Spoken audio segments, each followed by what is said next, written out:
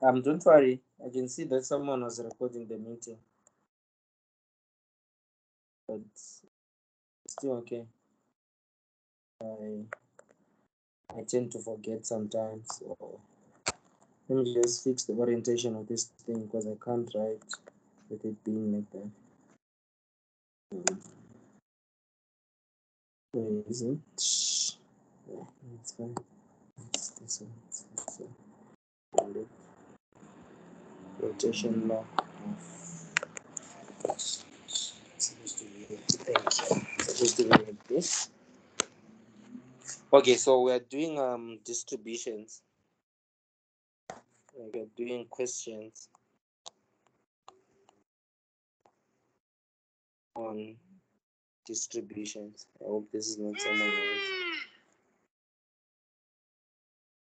Questions on distributions. I'm just confirm. Can you guys hear me and see my screen? Yeah, we can see the screen. Okay. So let me do this. Someone is asking me something here, so I don't know what they're saying. But at least if you can see, then it's fine. Sharp. So I'm not gonna stop because yeah, it's recording actually. Okay, so let's do this. It's questions on distributions. Then we go on to question number 1. Question 1 is saying, sorry guys, let me see what this guy is saying.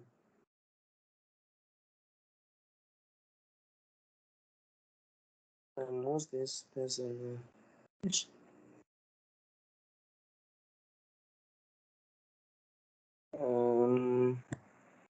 This person is saying I'm on hold, which I don't know how or why. Let me ask something.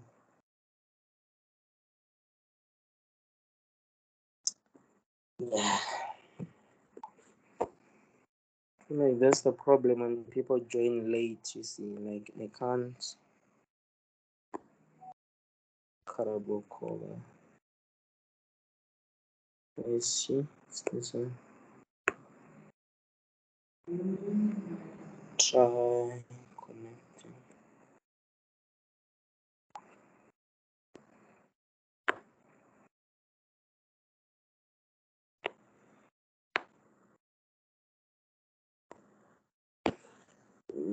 Ask her join. No, it's fine. The person just see the recording if it persists because there's nothing I can do now. So as I was saying, we're starting question 1. And question 1 is saying a machine has 4 electrical components.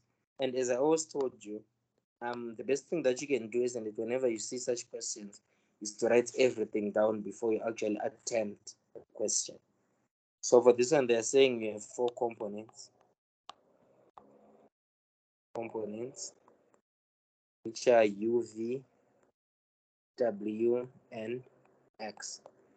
Then the probabilities of U, V through X being faulty at the time a technician turns the machine on are, so for U, we have, what do you call this?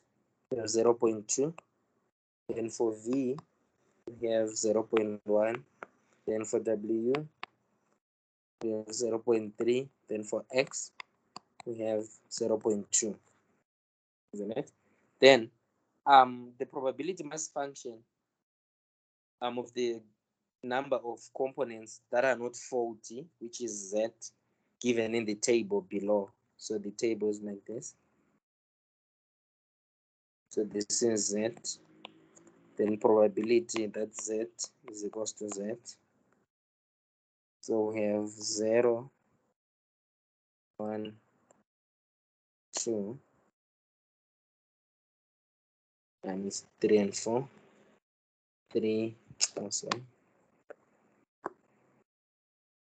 Here we have 3, then 4.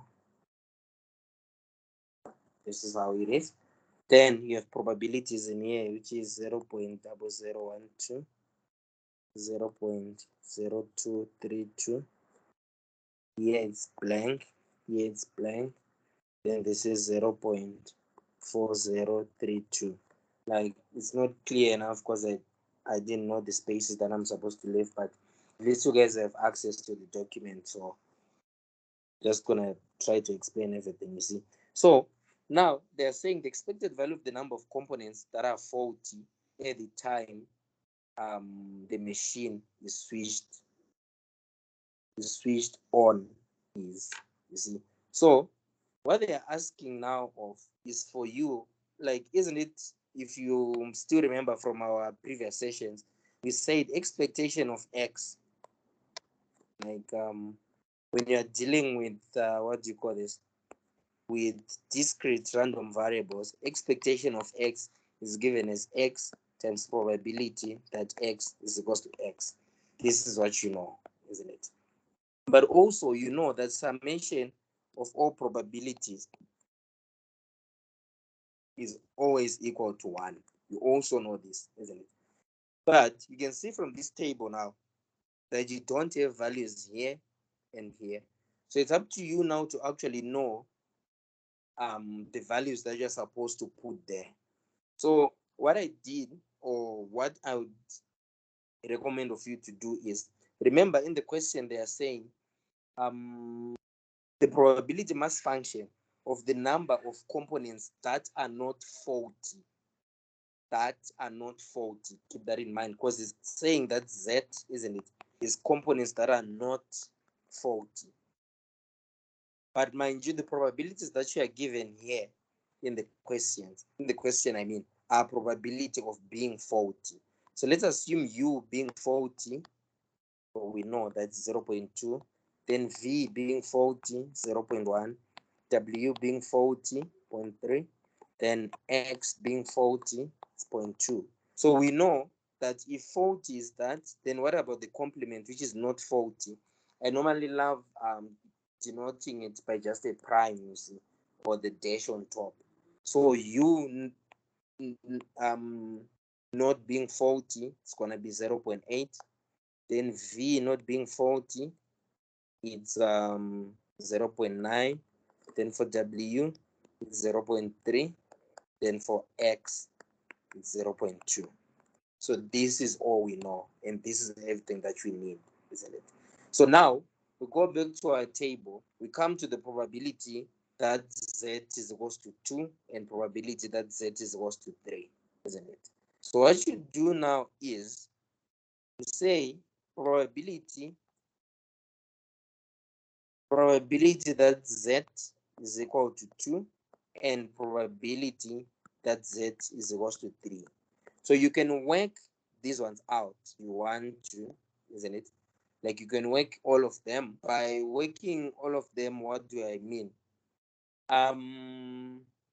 You can look for the probability that Z is equals to 2, isn't it? Which is just 2 components.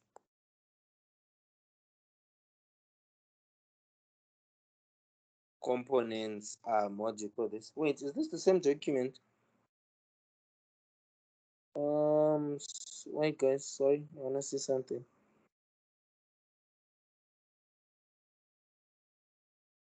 Oh, okay, wait. Question 1.1, then question 1.2 is this 0.0. Oh yes, it's the same thing. Sorry. Okay. So probability that Z is equals to 2, isn't it? It means only 2 components are working, isn't it? Like, only 2 components. So you have 4 components, which is U, V, W, and X, isn't it? So out of these 4, you wanna choose 2 that are what? That are working. By working, I mean not faulty. Keep that in mind. Or 2 that are not faulty. So how many combinations can you get out of these 4? That's when you use those combinations. So it's gonna be 4 choose 2, isn't it? If it's 4 choose 2, it means they're supposed to come up with 6 combinations, isn't it? So 6 combinations is quite long because you have U, V, W. Oh, sorry. You have U, V, U, V, W, X, isn't it? Then if you are saying 2 are working, isn't it? Like two are working, which is not being faulty, it's just gonna be these two, isn't it? For now, like this is the first combination that you can come up with.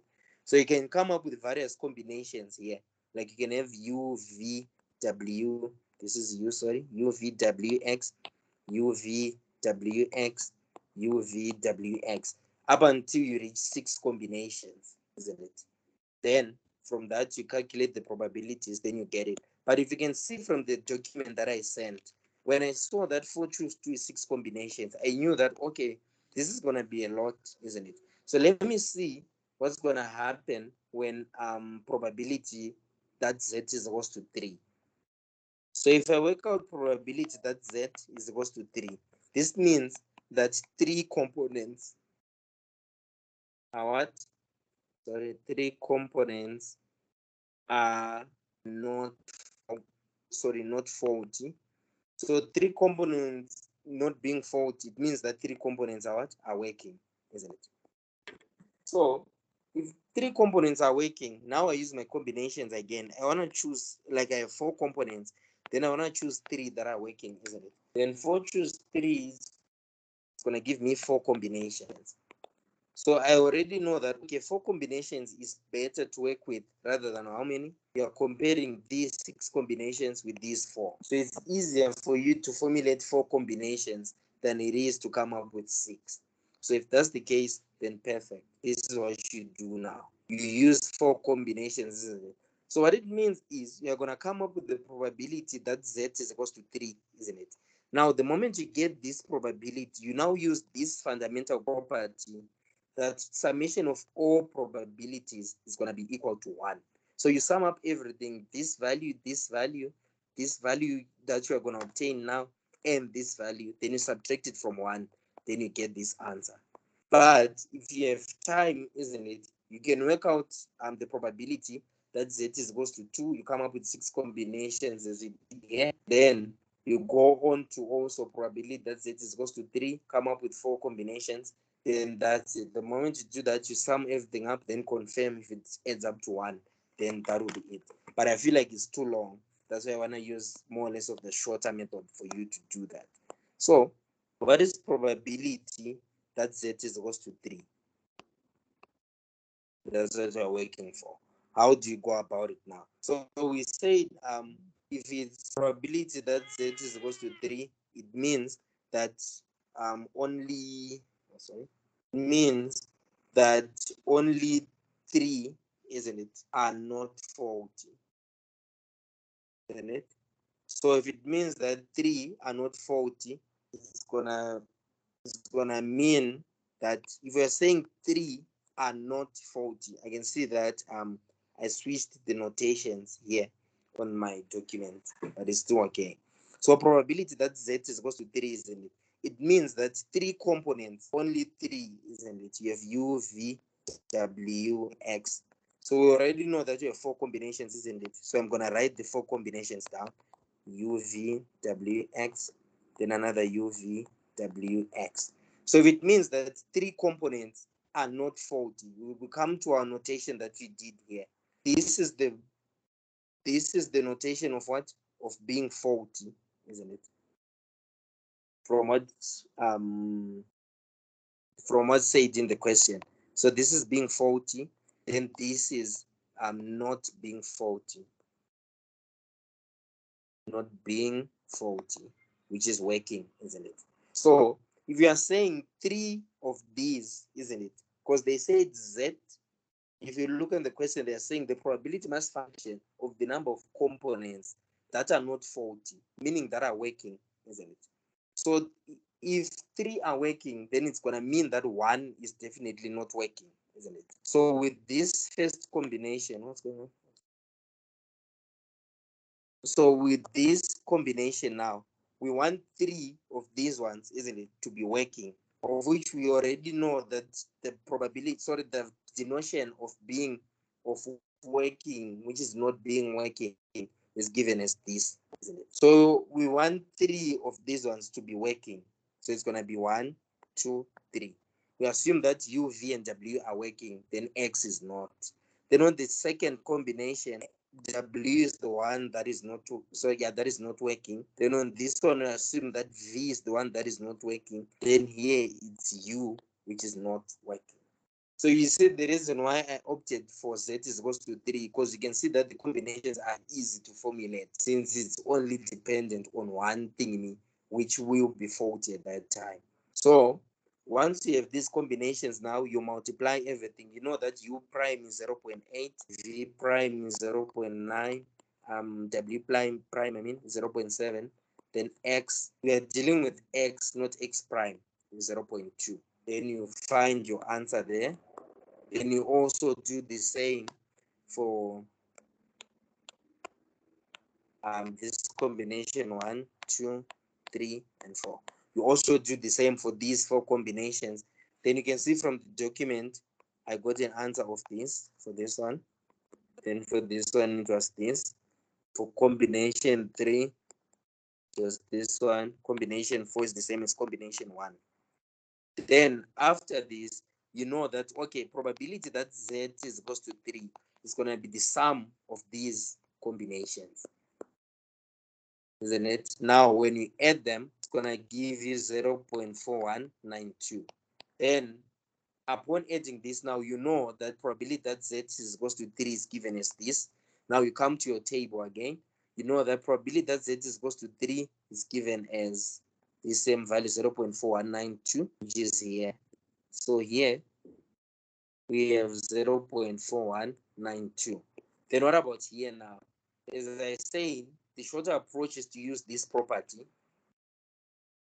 Then you add everything up, then you subtract 1, then you get this. And you can see in the document that that's what I did. And I said probability that Z is equals to 2 is given as 1 minus the sum of probability that X is equal, sorry, that Z is equals to these values that are in the table, that which is 0, 1, 3, and 4.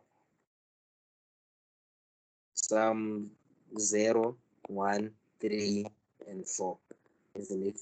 I summed all the probabilities there, then I subtracted, then I got an answer of 0.1532, which is the probability that Z is equals to 2. Now, upon doing this, now your table will be complete. You have 0, sorry, Z, then probability that Z is equals to Z, which is given as, in this case, we have 0, 1, 2, 3, 4. Now, with these values, we have values here. In this case, it's 0.0012, 0.0232. Then for 2, 0.1532, which is this one we obtained here. Then for 3, we already have it because we calculated it, 0.4192. Then for 4, 0.4032. There's no reason for you to double check whether or not these probabilities add up to 1, because you used the property here. So you using this is actually you assuming or knowing very well that either way it's going to add up to 1, isn't it? So upon doing this, now you have your table. And from the table, what's the expectation of X? It's going to be given as X, probability of X is equals to X. But in this case, so it's expectation of Z, which is Z, times probability of Z being equal to Z. Then you know how to do this. It's 0 times this probability plus 1 times this probability plus 2 times this probability, then 3 times this probability, 4 times this probability. Then when you do that, you get the answer that's there in the, like in the, what do you call this, in the document. It's 0.8 sharp. So this is how you do such a question. So you can see now in the quizzes that you guys were getting, or actually what you have been used to is you'll be given this table, isn't it? But now in this case, it's not giving you the table, but it's giving you, or actually it's giving you the table, but it's not complete. And I feel like you are lucky that it gave you an incomplete table, because what it normally does is you won't give you the table at all. It will be up to you now to calculate like all these probabilities. So what I would encourage you to do in such a scenario is, isn't it, you know that if it's Z, you have 0, 1, 2, 3, and 4, isn't it? Like the question is, or the question that someone might ask is, how now do you know the values of Z that you're supposed to use, isn't it? You know that you have 4 components, isn't it? So if you have 4 components, it literally means that none of these components can be working. Like all of them can be dead, which is probability that Z is equals to 0. 1 can be working, 2 can be working, 3 can be working, or all of them can be working. You see, so that's how now you formulate the values of Z and everything. But now the question is, how now do you go about calculating these probabilities? What you do now is, I'd recommend that you use combinations as I did for you to know which slot to start with, because it will save you time, you see. So now you know that you have 0, isn't it? So it's going to be 4 choose 0 for you to know that, okay, none of these components are working, isn't it? So if none of these components are working, it literally means that you have one combination, isn't it? Which is 4 choose 0. One combination. So you can start with this one, isn't it? Because you already know that one combination is not difficult to compute, because it's just U, V, W, and X. You just multiply these probabilities as they are, then you get your answer, then you write it here. Then you are like, okay, which other combination can I do? Let's come on to this one, which is 4 choose 1. 4 choose 1 is obviously 4, just 4 combinations. 4 combinations is not that bad to deal with, isn't it? You can as well do it also. 4 choose 2, as we saw there, is 6 combinations, which is a bit long. So I'd recommend that you leave the 4 choose 2, which is this one, where Z is equals to 2. Then for 4 choose 3, 4 choose 3 is obviously 4, if I'm not mistaken. 4 choose 3 is 4, yes. 4 combinations is actually not that bad to deal with. Then what is 4 choose 4? 4 choose 4 is just 1. So what you can do is, you can start with this one, then you go to the last one, because these are just single combinations. Then you come on to maybe these ones with 4 combinations. Then with the 6th one now, that's when you use that property. But you can only, please note of this, keep like take note of this.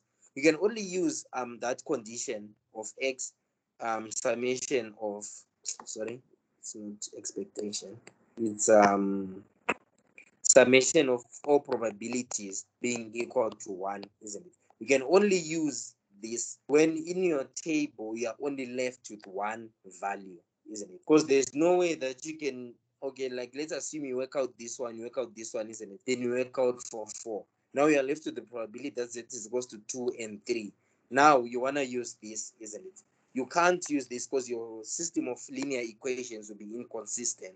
If you remember from math, I don't remember which math it was, but yeah, I think it was algebra.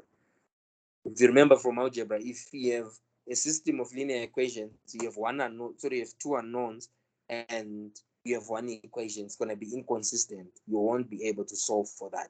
But there are instances now that you will come and tell you that, okay, the mean of this distribution, isn't it?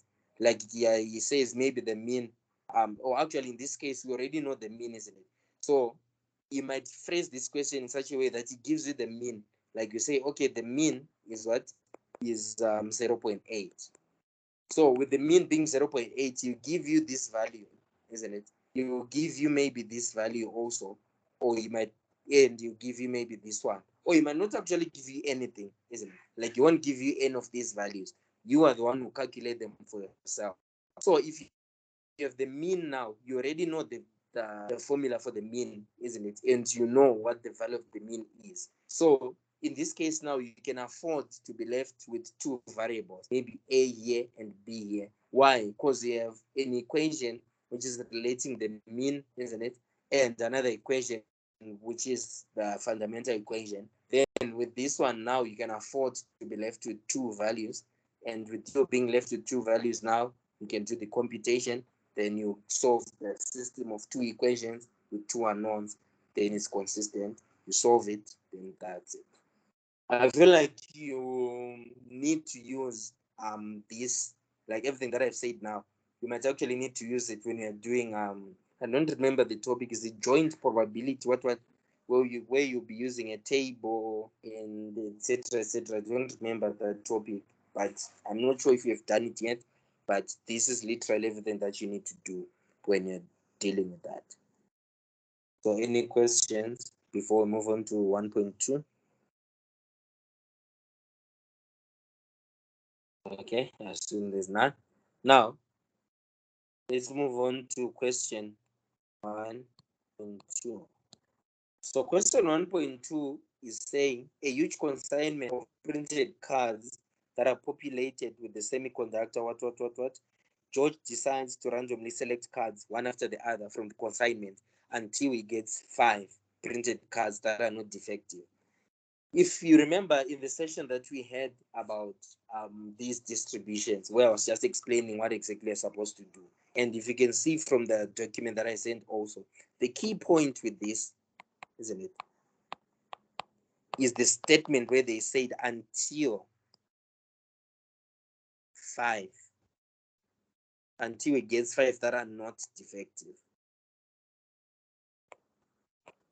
So you are getting 5 that are not defective from a huge consignment.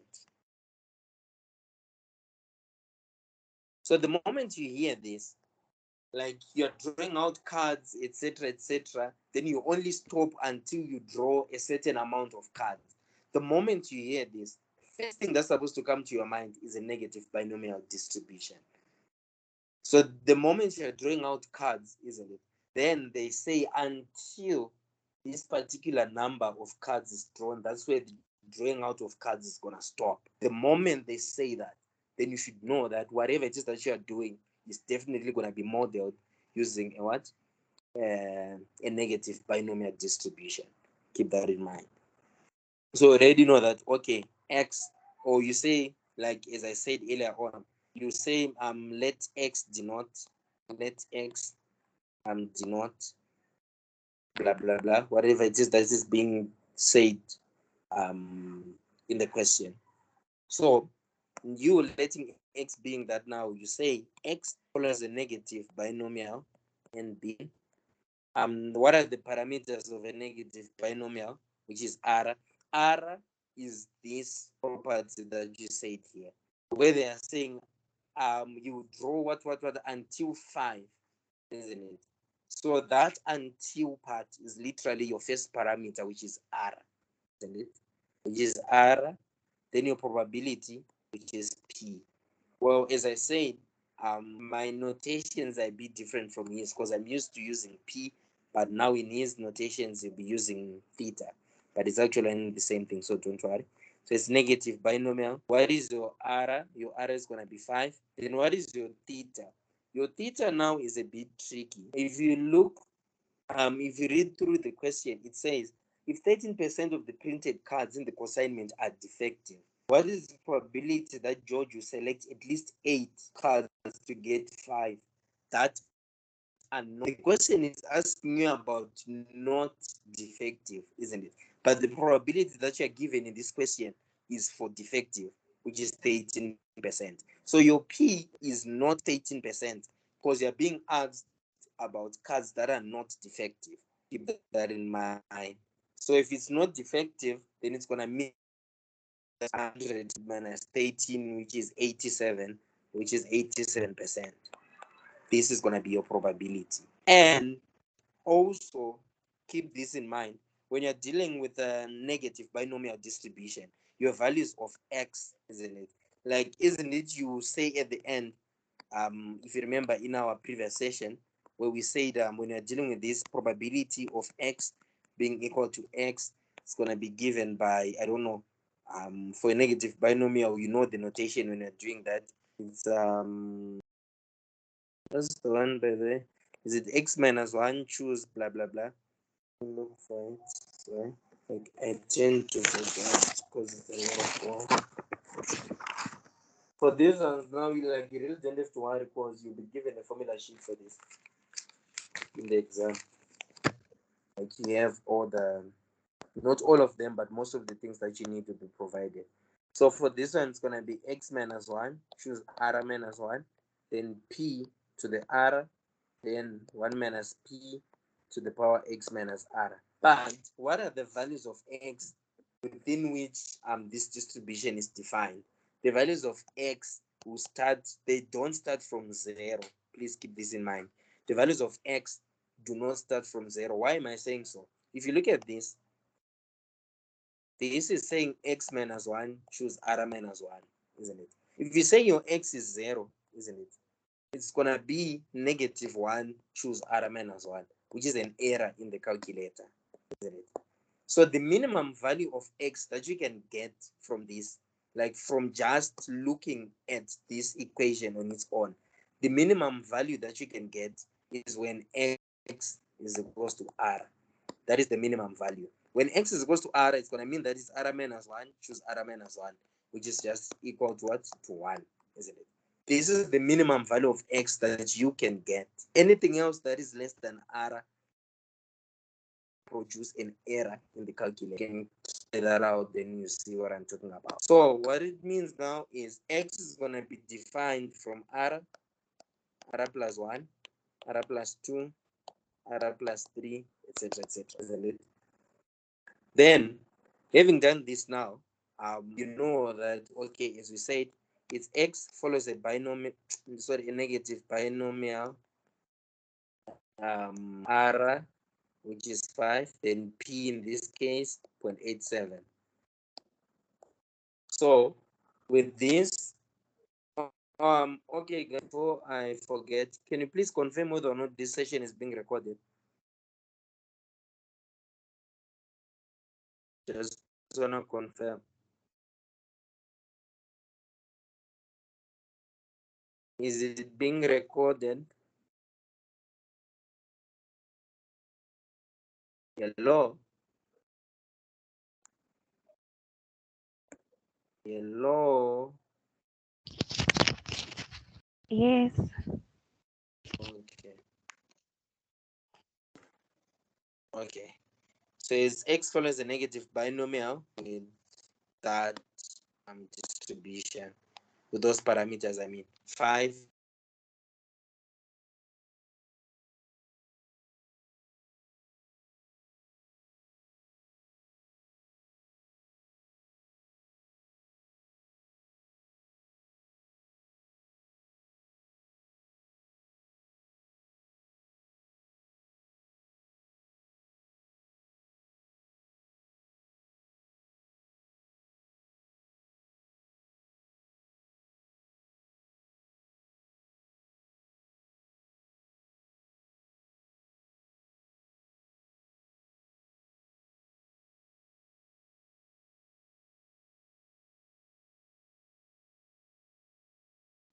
Okay, I'm sorry, I don't know what happened, but I just like it just disconnected. But anyway, can you hear me and see my screen also?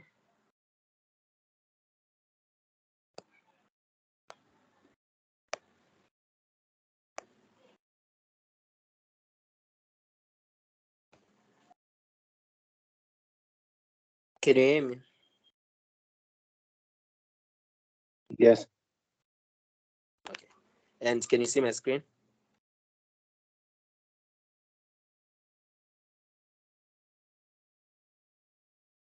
Yes, we can see it. Okay. So as I was saying, it's going to be this. X follows a negative binomial with 5 and 0.87. Then the question is saying,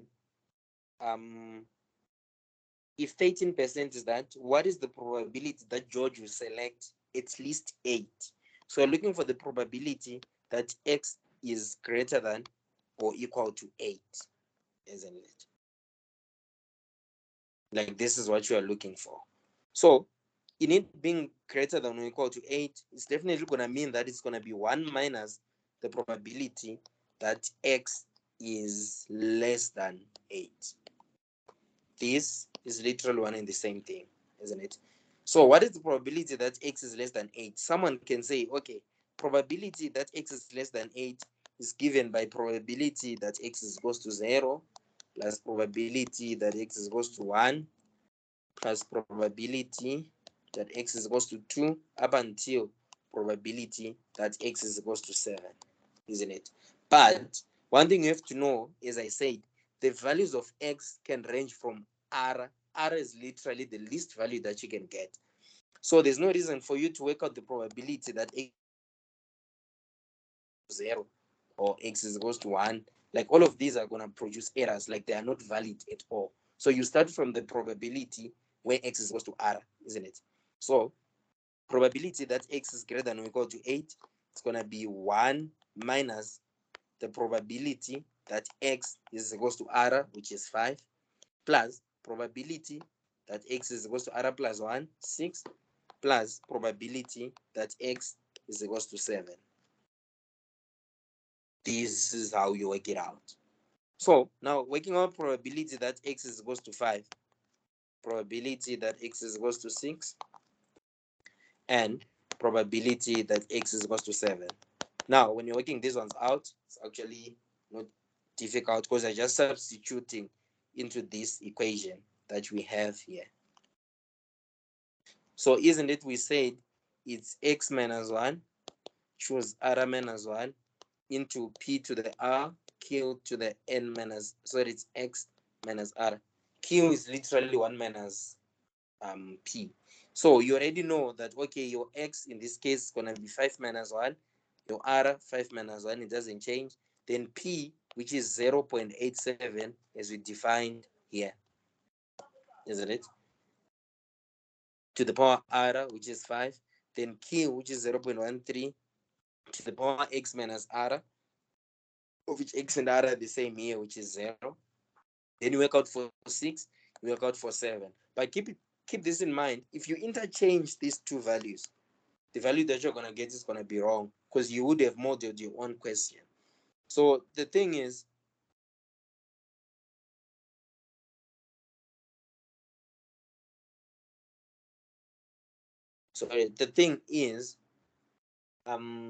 what do you call this? The moment you interchange these, as I said, your answer will be wrong. So what you're supposed to do now is read through the question, see the probability that you are given, or the parameters that you are given actually. Then you see what the question is asking. Because I've seen with this guy, like this is how he does his things. Like he will try to confuse you in a way, but it's literally everything that you have learned.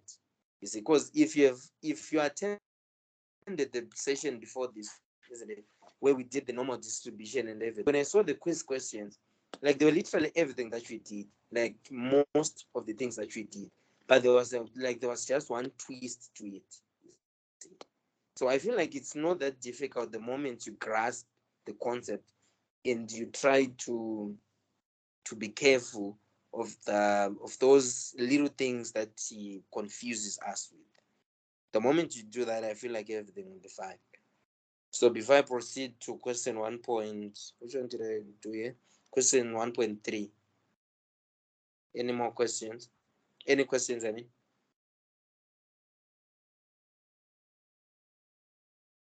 Question 1.3. Hey, what? Oh, okay.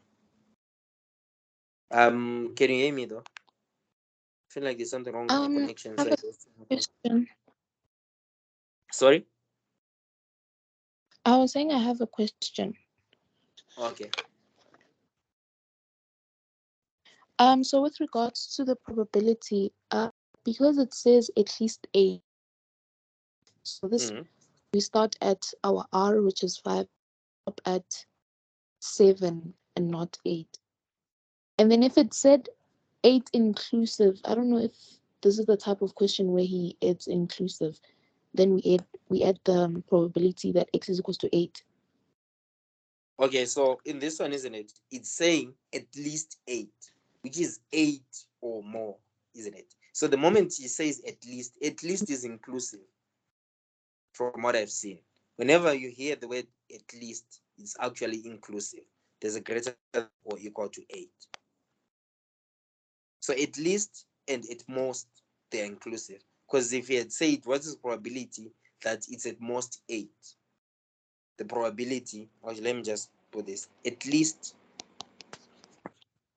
means probability that x is greater than or equal to 8, because they are saying at least 8, which is 8 or more. Then if it's at most will mean that probability that x is less than or equal to 8. like it's at most 8. Like 8 is literally the maximum value that this distribution can reach. I feel like the inclusive part and the exclusive part, we'll see a question, I think that's mainly specific, if I'm not mistaken. Because if So it's inclusive, yeah. if it was at most 8, were you going to say 1 minus the probability of x greater than 8? No, we were not gonna do that. Because at most, isn't it? Because here it's saying probability that x is less than or equal to 8, isn't it? You're working out the probability that x is equals to 0 up until probability that x is equals to 8. Oh, okay. This is what you're working out. So the 1 minus is the complement that you're going to use whenever you have a situation where x is greater than, put it that way. Oh, I just wanted to know the 1 minus I feel like part, that's when if it can be used when okay. it's at most. Okay, does it make sense now? Yes, it does. Thank you. Okay, now let's go on to question 1.3, isn't it? Okay. Like, these are not the questions that I want, though. But it's fine, let's just do them. Because I really want these questions with time, money, what. But at least it's progressive because you know how to do that. Go on question 1.3. So 1.3 is saying a fault tolerant system that uses a fault tolerant system that processes transactions for financial services uses 2 separate computers. The transactions are processed one after the other.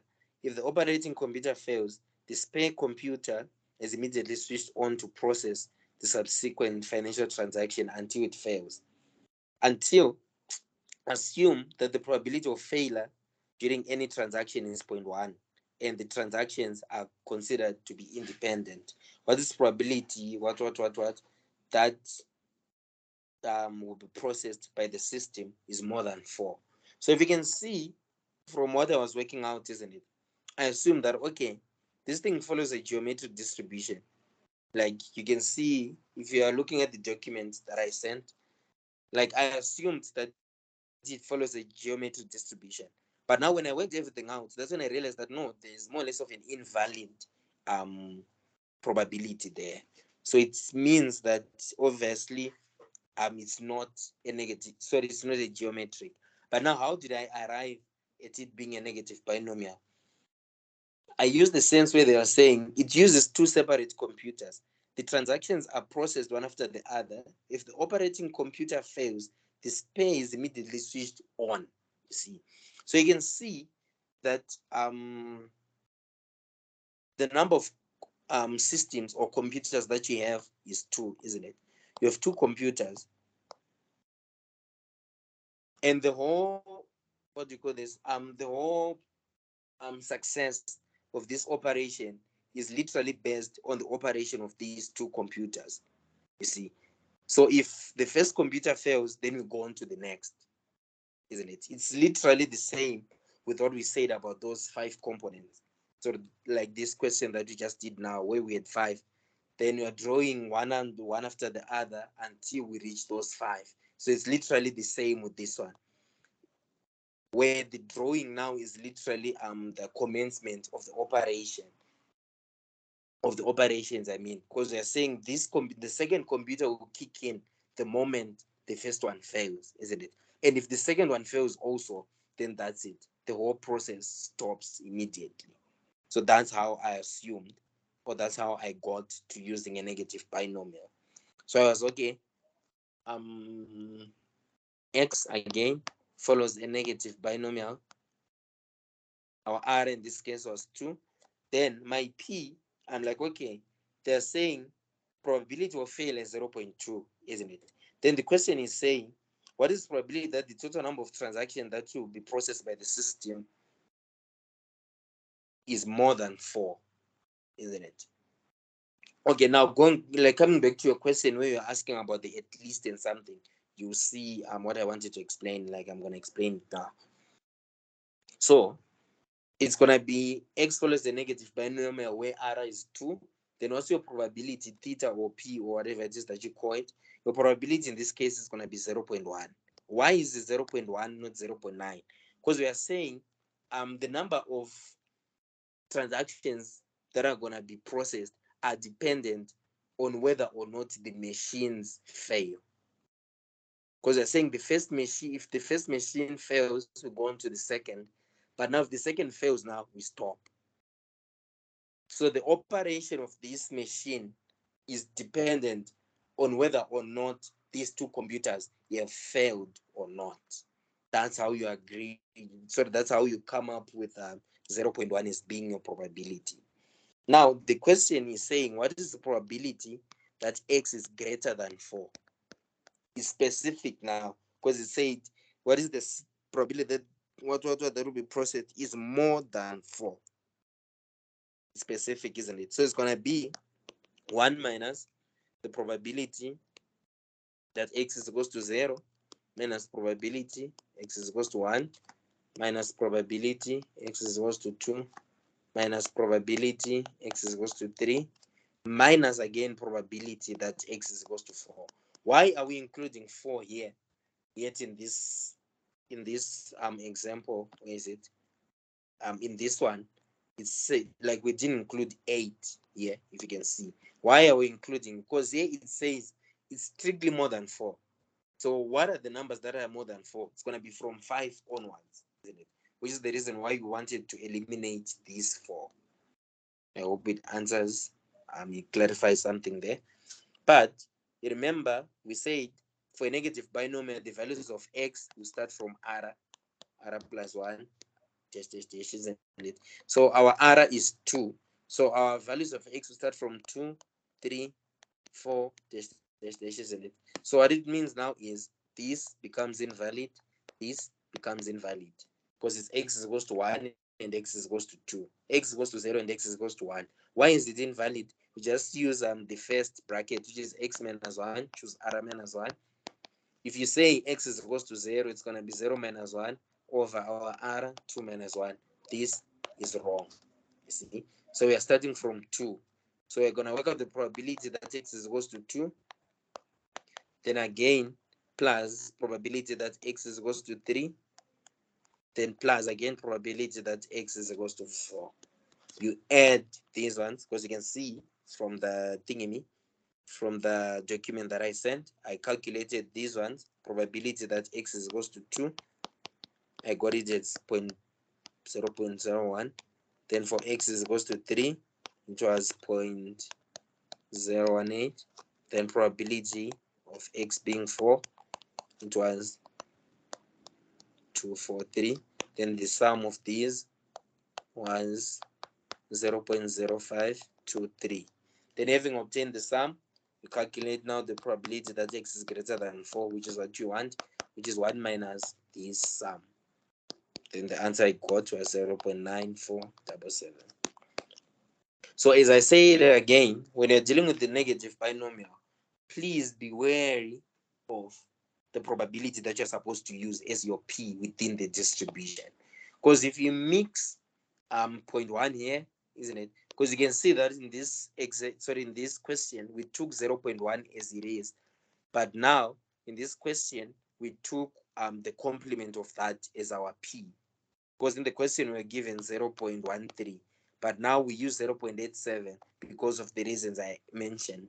Now in this case, now when you look at the question, you will see that, okay, regardless of us having this question, the probability that we're supposed to be dealing with is the one for failure, because succession of this process is mainly dependent on whether or not the computers are working.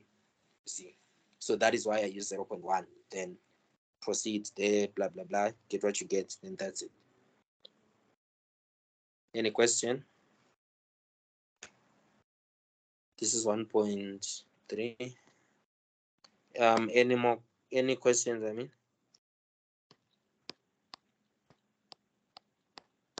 okay. Okay, so everything is clear. Now we move on to 1.4. Before for PX2, can we go to PX2? This one. Yes. To get 0.01, did you say 1 choose 1 1 choose 1 is times 1. Times So 0.1 to the power of 2 yes. times Then 0.9 to the times. power of 0. Yes. Oh, okay. Thank you.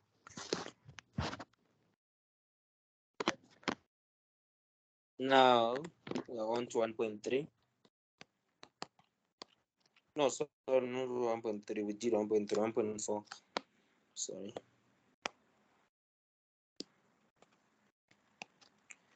Now 1.4. 1.4 now is saying used photocopying machines are returned to the supplier, cleaned, and then sent back out on lease agreements. Then major repairs are not made, and as a result, some customers receive malfunctioning machines. Then among 12 used photocopiers in supply, 6 are malfunctioning. Then the customer needs at least a customer wants to lease 7 used photocopiers immediately. Hence, 7 of the 12 machines are quickly and randomly selected and sent out for further checking. What is the probability that at least 3 malfunctioning what from the 7? So according to everything that we have said now, you can see that, okay, here they are saying a customer wants to lease out 7, isn't it? I want you to understand the difference between this statement and the statement that we've been using to actually know that we are dealing with a negative binomial. For negative binomial, they were saying we are drawing out everything, isn't it? Or we are picking out whatever it is that we are doing until we reach maybe 5 or we reach 2 in this subsequent question we just did. You see. So with this one now, they are saying a customer wants to list out 7, isn't it? We are not being told anything about 7 being picked until, or actually random photocopiers being picked until we reaches the 7. That's not what the question says. The question is saying he wants to list out 7.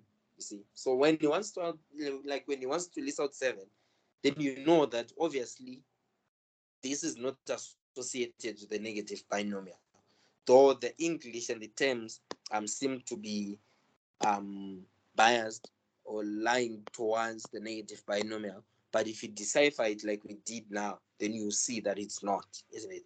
Then what distribution is it? What parameters do you have? Like as I said in our previous session, for you to be able to determine which distribution you are using, please identify the parameters that you have, isn't it? So here you can see that you have 2 classes of objects. You have malfunctioning and functioning, isn't it? Then with malfunctioning and functioning, then you are picking 7 out of a random set or consignment that contains both malfunctioning and functioning. So if you have 2 classes of objects, isn't it? 2 classes of objects, then you are picking out X number of objects from the consignment. The moment you have such a condition, then you know that you are dealing with a hypergeometric. So with the hypergeometric now, the question is, how is it modeled? We said for hypergeometric, X follows a hyper, N1, isn't it? N1, sorry. Then N2 and R, isn't it? Where, please keep this in mind, where R in this case is the number of objects that are being drawn from the consignment. Then N1 and N2 are the classes of the objects.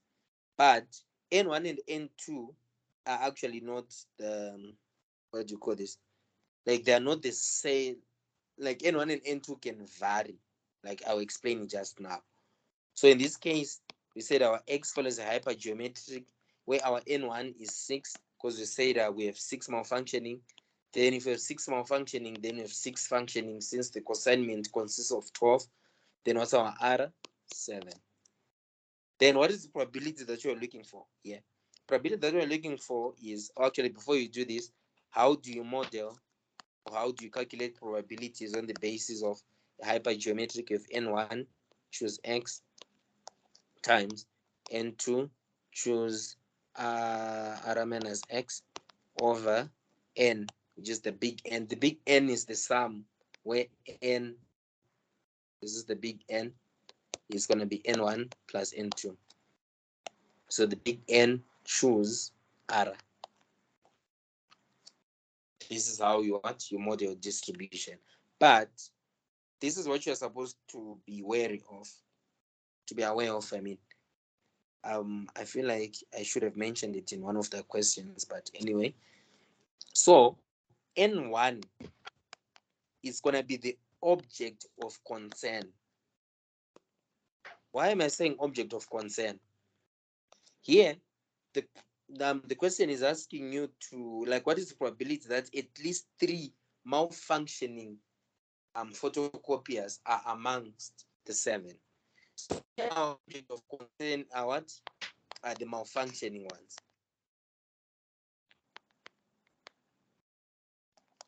Why did I want to address this? Because if, let's assume our consignment consisted of 13 samples, so of 13 photocopiers, then he says 6 are malfunctioning, then 7, obviously 6 minus 13 is 7, 7 are functioning, isn't it? If this was the case now, there was no way that like someone would just say, okay, my N1 is 6, isn't it? Someone says my N1 is 6, then someone says my N1 is 7. The answers that you're going to get when you substitute for N1 being 6 or being 7 are going to be different, you see. So if in this case now, like we really didn't care about who or what our N1 was, because we know that the number of functioning components, photocopiers I mean, is the same as the number of malfunctioning photocopiers. So N1 and N2 are the same, you see. So that's why it wasn't that much of a big deal. But now when you come across a question where these two things are different now, where N1 and N2 are different, the moment you compute them otherwise, the moment you switch N1 and N2, the answer that you're going to get is going to be different. You see it also when you look for the expectation and the variance. You see such questions as you move. Because isn't it the expectation of this thing? Like, what is it? Please confirm whether or not I'm wrong, because I forgot. So the expectation for a hypergeometric is given as R N1 over N, isn't it? So you can see that it is specific on N1, you see. So you have to know who or what N1 is, because it's not always that you're going to get a scenario where N1 is equal to N2, like in this case, where both are 6. Because if they are different now, if you don't identify who or what N1 is, the value that you're going to get here, it's going to be wrong. And also for the expectation as we did, since it's saying R N1 over N, if you confuse N1 and N2, the expectation that you're going to get is going to be wrong. I hope it makes sense. So N1 are the object of concern, is the object of concern. See? So if it is the object of concern now, you read through your question, then you try to see like, what exactly are they asking of? So in this sense, they're asking you of the malfunctioning. So how many malfunctioning components do you have? You have 6, sorry. So with 6 now, it becomes easy. Then you go on and say, okay, we are looking for the probability, because what is it saying? It's saying at least 3, which is 3 or more. So you're working out the probability that X is greater than or equal to 3. This is literally the same as 1 minus probability that x is equals to 0 minus probability that x is equals to 1 minus probability that x is equals to 2. Now, come on to this. Our n1, we said it's 6. So it's going to be 6. Choose x. Like, let's assume probability that x is equals to 0. Or actually, this is what you can do. You can see from this, isn't it? Like, it's evident that n choose r is the same for all, isn't it? So you can calculate this probability for when x is equals to 0, when x is equals to 1, and x is equals to 2. Then you add them, then you just divide by n minus r. N choose r, I mean, since it's the same for all. Or you can just work it out like this if you want, it's still fine. So it's n1 choose x into n2 choose r minus x over n choose r. See? So in this case, your n1, when x is equals to 0, your n1 is 6, obviously. Then your x is 0. Then your n2 is 6 also. What's your r? Your r in this sense, we said it's 7, isn't it? So it's going to be, is it 7? Yes, 7. So 7 minus, what's your x? Your x is 0. The moment you have this, 6 choose 7 is invalid. So in it being invalid, what it means now is, obviously for a hypergeometric, it won't start from 0. A hypergeometric will not start from 0 because it's going to contradict when x is equals to 0. You see? So you'll see that, okay, if that's the case, now you can see from the document that I sent that I knew that, okay, when x is equals to 0, this thing becomes invalid. And if it becomes invalid, then you just have to work out the probability that x is equals to 1. Then you also work out the probability that x is equals to 2. Then you add them. Then you subtract from 1, which is what you did there. Then you can see that for x is equals to 1, this is given as 6 choose 1 divided by 6. Then 7 minus 1 is going to be 6 divided by n, which is 12. Choose r, which is 7. Then probability that x is 2, it's going to be n1, which is 6. Choose 2, which is x. Then n2, 6. Choose r minus x, which is 5. Divided by 12, choose 7. You sum everything up here. Then the probability now becomes 1 minus 0.1212. 0.1212 is the sum of x is equals to 2 and x is equals to 1. Then the answer that I got was 0.8788. Can also confirm if you feel like it. Any questions? Any questions? So is that always going to be the case with hypergeometric? When x is equals to 0, we're going to get an invalid answer. Let me try to see from here. Yeah, most of the times I think, I'm really not sure. You can as well try it though. There's no harm in trying. But if your thingy is invalid, then you don't have to beat yourself up or anything. That's just how it will be. So you just move on to the next one. Because I feel like there are cases where x is 0 is invalid, x is 1 is invalid, x is 2 is invalid. Yeah. Now that I think of it, there are cases where such can be invalid, you see.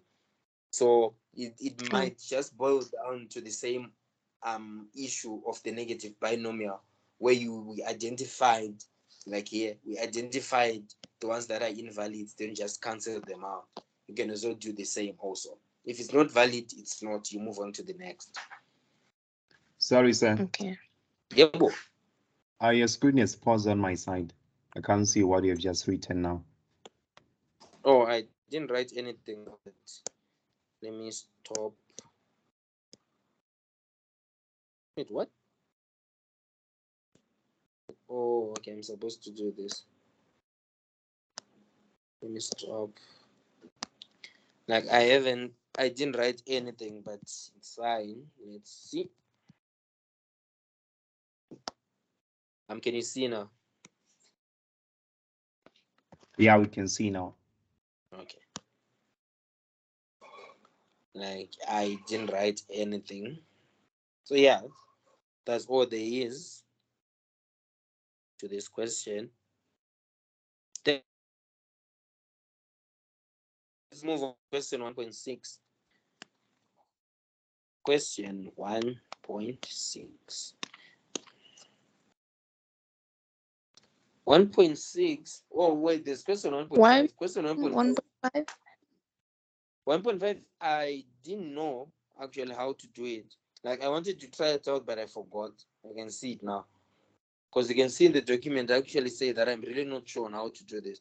But I think Dr. Chipoera did it in one of the tutorials. Was it the civils one? If I'm not mistaken. And I will try to recall what he did then. But one thing that I know is he said it follows a binomial distribution. Oh yeah, it actually follows a binomial distribution. So he said X follows a binomial distribution with N being 8, then the probability of success being 50%, since he's saying median time. Then what is the probability that X is greater than or equal to 10? I will try to look at it though. Like I've totally forgot that I didn't write it down. Please forgive me about that. I'll try to do it, then I'll send you guys the solution to it before the end of, I can't promise that it's going to be before the end of today. But anyway, let's move on to 1.6. Okay. Question 1.6.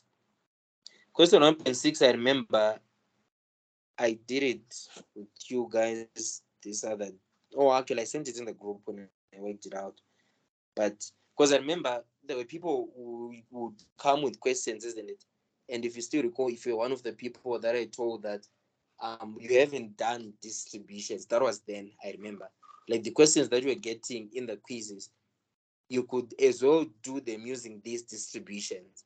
But I feel like with him, he just wanted to test whether or not you knew counting methods. Like it's similar to this question. Question 1.6 is saying a company has 22 trucks, 10 Mac and 12 Volvo. Then the transport manager decides to randomly select 12. Then what is the probability that the number, thank you, this is the question I was looking for. What is the probability that the number of Mercedes Benz selected in the for the assignment is between 3 and 8? So, as we said, it's actually in a hypergeometric also because you have two classes of objects. Then you are drawing out 12 out of the total, isn't it? So if it's like this, then you know that, okay, it follows what? A hypergeometric. So it's going to be X follows a hypergeometric with N1. N1, please, is the object of concern. What is the object of concern in this case? The question is asking you of the number of Mercedes. So if it's asking about the number of Mercedes, then your N1, N2, and R. So your N1 is going to be the number of Mercedes trucks that you have. In this case, it's 10. Then N2 being the number of Volvo, which is 12. Then R, which is the objects being drawn, which is 12. So this is your hypergeometric. So having done this now, it's actually going to be easy because they're asking you of the probability that is between 3 and 8. This is the other question we're asking. 3 and 8 inclusive. So if it's 3 and 8 inclusive, you work out the probability that X is equals to 3. You work out the probability that X is equals to 4. You work out for 5. You work out for 6. You work out for 7. You work out for 8. Then you add everything up. Then you get your answer.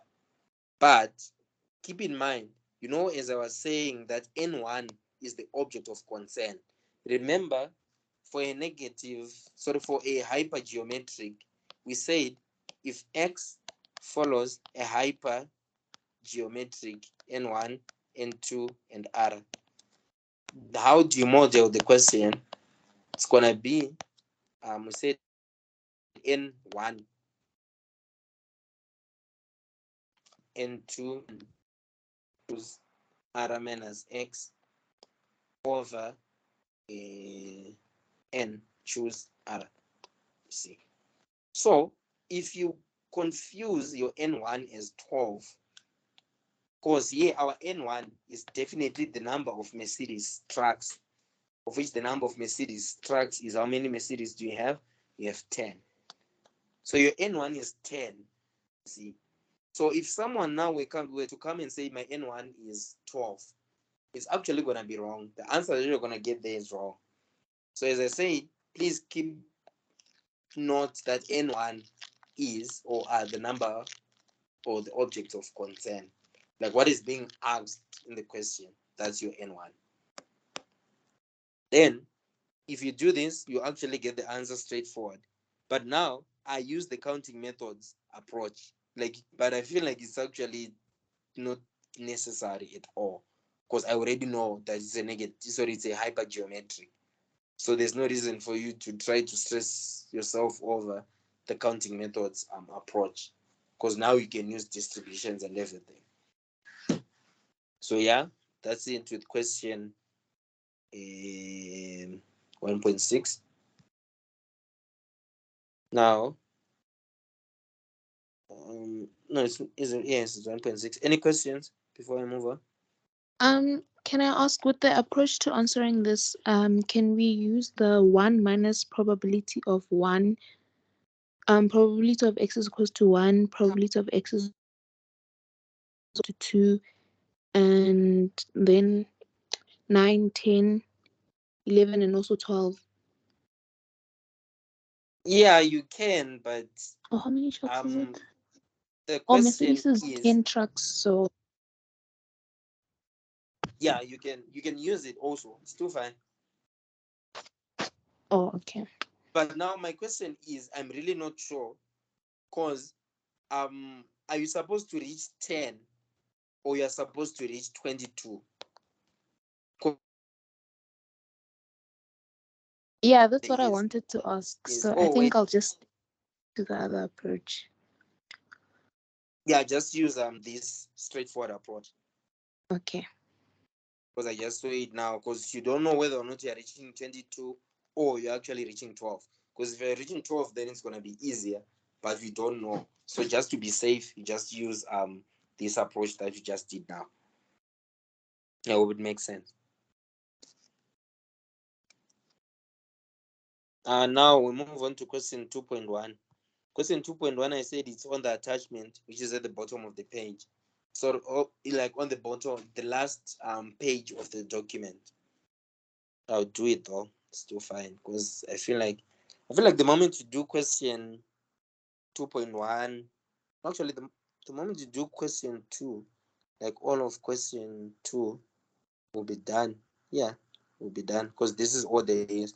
We've done the negative binomial, we've done the hypergeometric, we'll do the binomial, there's a question on it, then we'll do the yeah, that's it actually. Like this is everything that you need. So question 2.1, if you're looking at the document I sent, it's actually the last page, like the last page. Oh, sorry. Okay, so 2.1 is saying the probability of a transformer that is produced by a factory being defective is 0.1. So you already know that this is question 2.1. So as I always say, you know that your probability is 0.1. Write all the parameters down. It will make it easier for you to identify the distribution that you are using. So the probability is 0.1. Then an engineer has received a consignment of 18 transformers that were produced at a factory. So you know, like you now know, okay, you know that N, which is the sample size in this case, is 18. So the moment that you see, like you read through your question, then you can see that you are not given any more parameters. You know that, okay, what distribution is parameters, probability, and sample size. If it's like this, then you know that x follows a what? A binomial NP. In your case, it's n theta. So it's going to be x follows a binomial n. In this case, it's 18. Then theta, 0.1. The moment you're done with this, I feel like you'll be done. Then you read through the question. Question says the agreement the agreement he has with the factory is that he only pays the transformers after making a thorough inspection of the transformers. He will pay um 5,000 for every transformer that is non-defective. Then you also, okay guys, sorry, can I just take this call? Just this call. Tirash? What do you say? Wadi? Bo. Ndudzo kuti ne onion. Ndinenge ndizina baba. Shama. Alright, mira nditori musession izvezvi actually. Session. Yebo. Utaura. Sorry.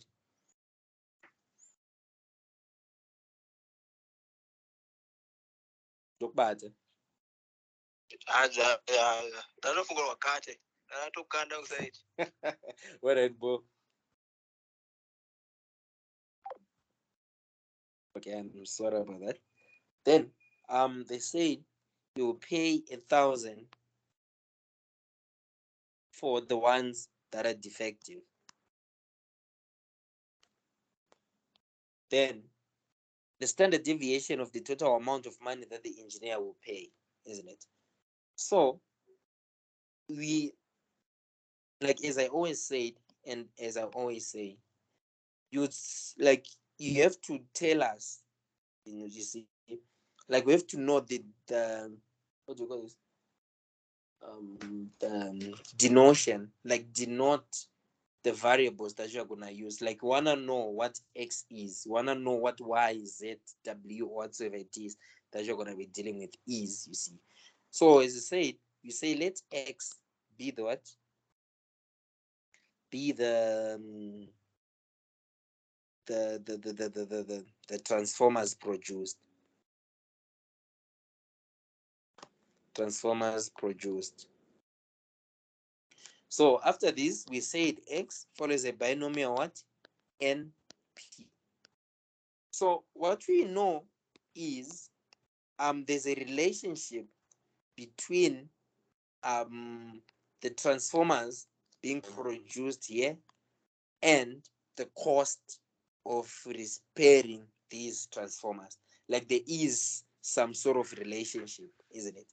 So now we say let y be the cost of what? Of repairing these transformers. So if y is the cost of repairing the transformers, then what is y, like specific, like what is y? You see, y is the cost of repairing all these malfunctioning or functioning transformers that you are dealing with. So if x denotes the number of defective, like you can see from our question that is saying the probability of a transformer that is produced what factory being defective is 0.1. So we're already told like our the fence, if I should call it that we are dealing with, like we already know that you are dealing with defective transformers right now. So x will be the defective transformers, isn't it? Then plus what is the number of defective of the non-defective transformers, I mean, that we have? It's gonna be like, how many transformers do we have in total? We have 18 transformers in total, isn't it? But we've already selected x that are defective. So what is the number of transformers that are not defective? It's gonna be what? 18 minus the number of defective transformers, which is x. A cheat code to this that I normally use is the moment you expand this bracket, x plus 18 minus x. If you expand this, it's going to be x minus x plus 18. Then it gives you 18. Whenever you're dealing with any distribution, I'm not sure if this is actually a fact or something, or it was a coincidence when I was doing all this. The moment you're dealing with any distribution, please keep this in mind. if you are dealing with any distribution which is not a negative binomial, you see why a negative binomial is a special case. You see it later. When you're dealing with any distribution that is not a negative binomial, the moment you expand this bracket, it's supposed to give you this value, which is literally the same value that is in the question as our sample size. I'll repeat it once more. For all distributions, or I'm not sure if it's correct though, but I'm yet to see, but just use it for the meantime. For all distributions, apart from the negative binomial, if you expand the bracket, the expression that you get at the end will literally be the number of objects that you do have in the question.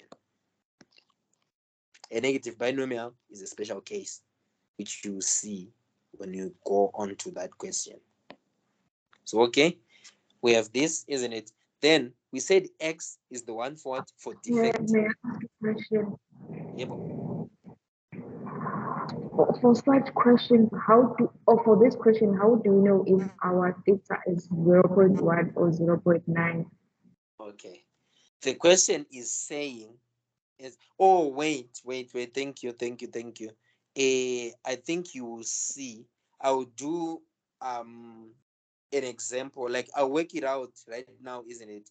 Using using theta is 0.1. Then I'll work it out using theta is 9. You'll see that the answers that we get at the end will be the same.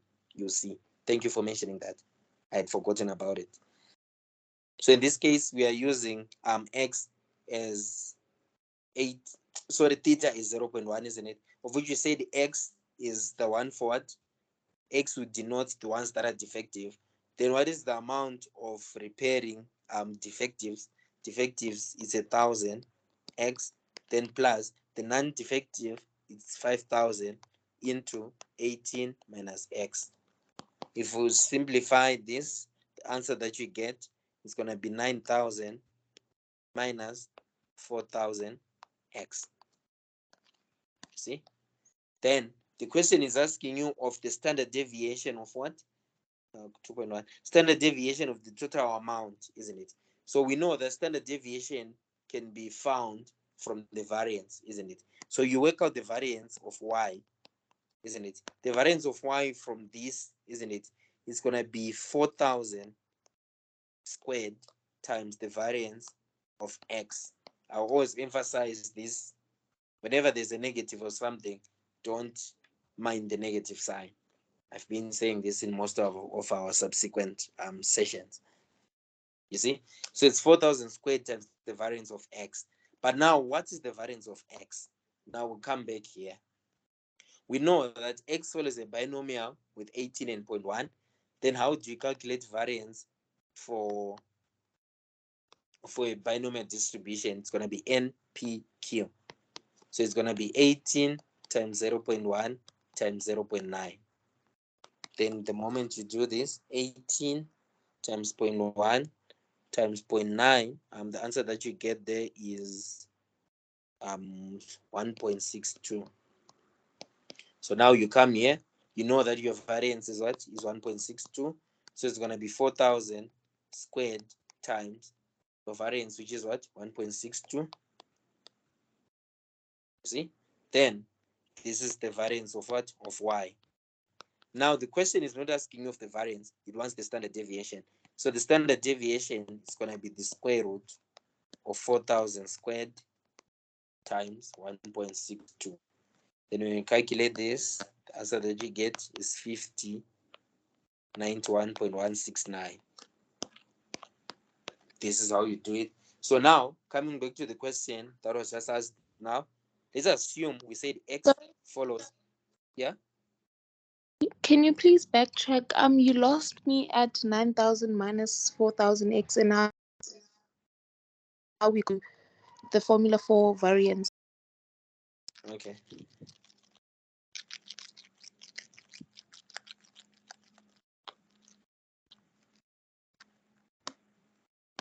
Remember what you said then. We said whenever you have a function, like let's assume y is ax plus by. When you, ax plus b, this is, let's call this T or S, let's call it S. You see, when you want to calculate the variance of S, what do? It's going to be A squared times the variance of who? Then the variance of X plus B squared times the variance of what? Of Y.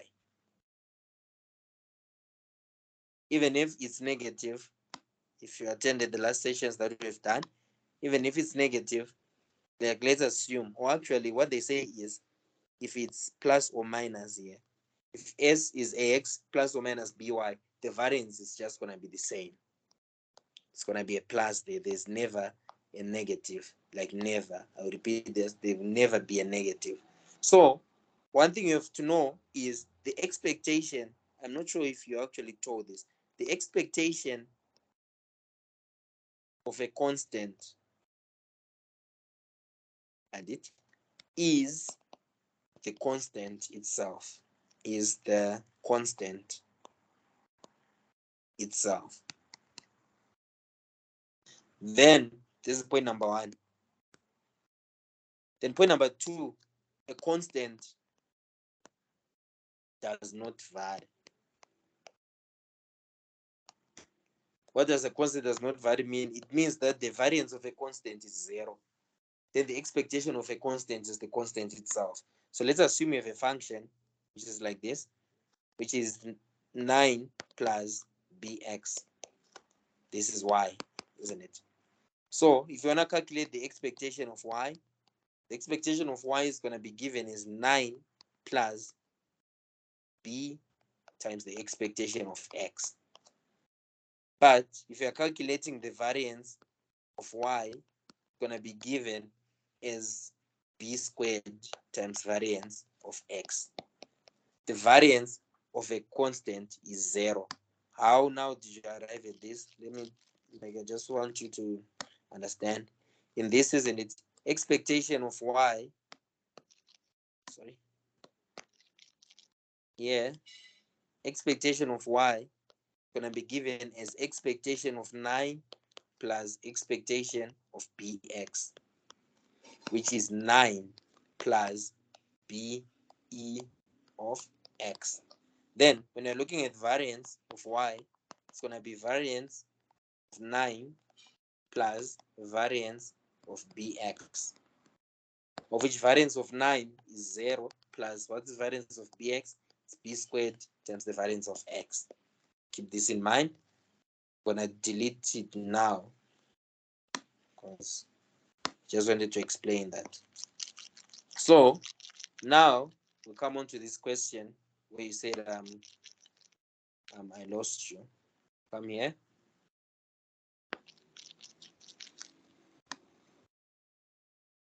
Here it's saying y is equal to 9,000 minus 4,000 x. If the question was asking you of the mean, isn't it? The expectation of y is going to be given as expectation of 9,000 minus expectation of 4,000 x, which is equal to 9,000 minus 4,000 times the expectation of y, also x, yeah, isn't it? But now for the variance of y, gonna be variance of 9,000 plus a variance of 4,000 x. Variance of 9,000 is 0 because we say the constant does not vary. Then plus variance of 4,000 x, it's going to be 4,000 squared variance of x. That is where the 4,000 is coming from. Do you Sorry, see sir. it? Yeah, bro. So for that 9,000, it is not 9,000. It was supposed to be 90,000 because it is 5,000 multiplied by 18. Oh, okay. Thank you. So it's 90,000. Yeah, it's 90,000. But now since we are dealing with standard deviation, the 90,000 is not affecting in any way, you see, because with regards to the variance, I mean, it's just this, you see, like we are not concerned because we said the variance of a constant is 0. But if it was asking us of the expectation, then me using 9,000 was going to be wrong because it's supposed to be 90,000, you see. But in this case now, it's actually okay. But anyway, thanks for the heads up. Is it clear now?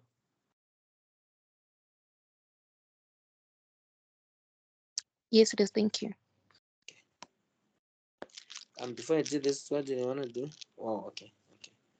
I wanted to, okay, we calculated this, then we got whatever it is that you got. Then, okay, I remember. What we said is we wanted to do a question, no, a similar question. We said X follows a binomial distribution with N 18, then P is 0.9, isn't it? Of which 0.9 will be the probability of not defective, isn't it? So if it's not defective now, if you want to calculate expectation E of X, it's going to be 18 times 0.9. This we really don't care because it's not being asked about in the question. But variance, mind you, variance of X is given as NPQ. Our N is 18. Our P is 0.9. Our Q is 0.1. But now, since multiplication is commutative, this, regardless of what our P is actually the same as this one. So whether or not we used P as 0.9 or as 0.1, the variance is still the same, which is 1.62. But what's going to change now is when you come here, when you're modeling the cost, isn't it? You say Y, let Y be the cost, isn't it? Now your X will be the one for the non-defective, isn't it? So if your X is non-defective, then it's going to be X plus 18 minus X again, where 18 minus X will be the one for what? For defective. But your cost now, what is the cost of repairing something that is not defective? Something that is not defective is just 5,000 X, isn't it? Then plus, what about repairing something that is defective? It's 1,000 into 18 minus X. So you can see that when you do this, isn't it? It's going to be 5,000 X plus 18, 1, 2, 3 minus 1,000 X, which is going to be 18,000 minus, sorry, plus 4,000 X. This, like when you look for the variance of this, it's going to be 4,000 squared times the variance of what? Of X. This is variance of what? Of Y. So variance of Y is given as this.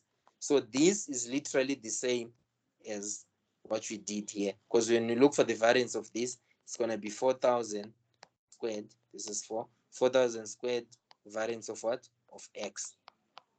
So this is the same as this. So whatever probability that you use as your P, it doesn't matter. But what's going to matter is the moment you say defective and non-defective here, and you multiply with the cost.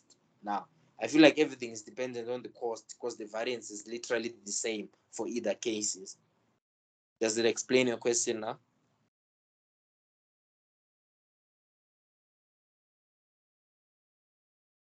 Yes, sir. Okay, sharp. So yes, this was question 2.1. Any questions before we move on to 2.2? Sorry, sir. Yeah, bo. There is a person who says that they can't speak because they're in a library. So their question reads as follows. The person says that the equation for the variance you use for this question is for independent random variables, since we're not told in this question. So do we assume that they are independent? And if so, can you take us through how we can determine if a set of random variables are independent or not? Whenever you are dealing with random variables, isn't it? They are always independent, whether or not you are told. Because for all cases of what do you call this?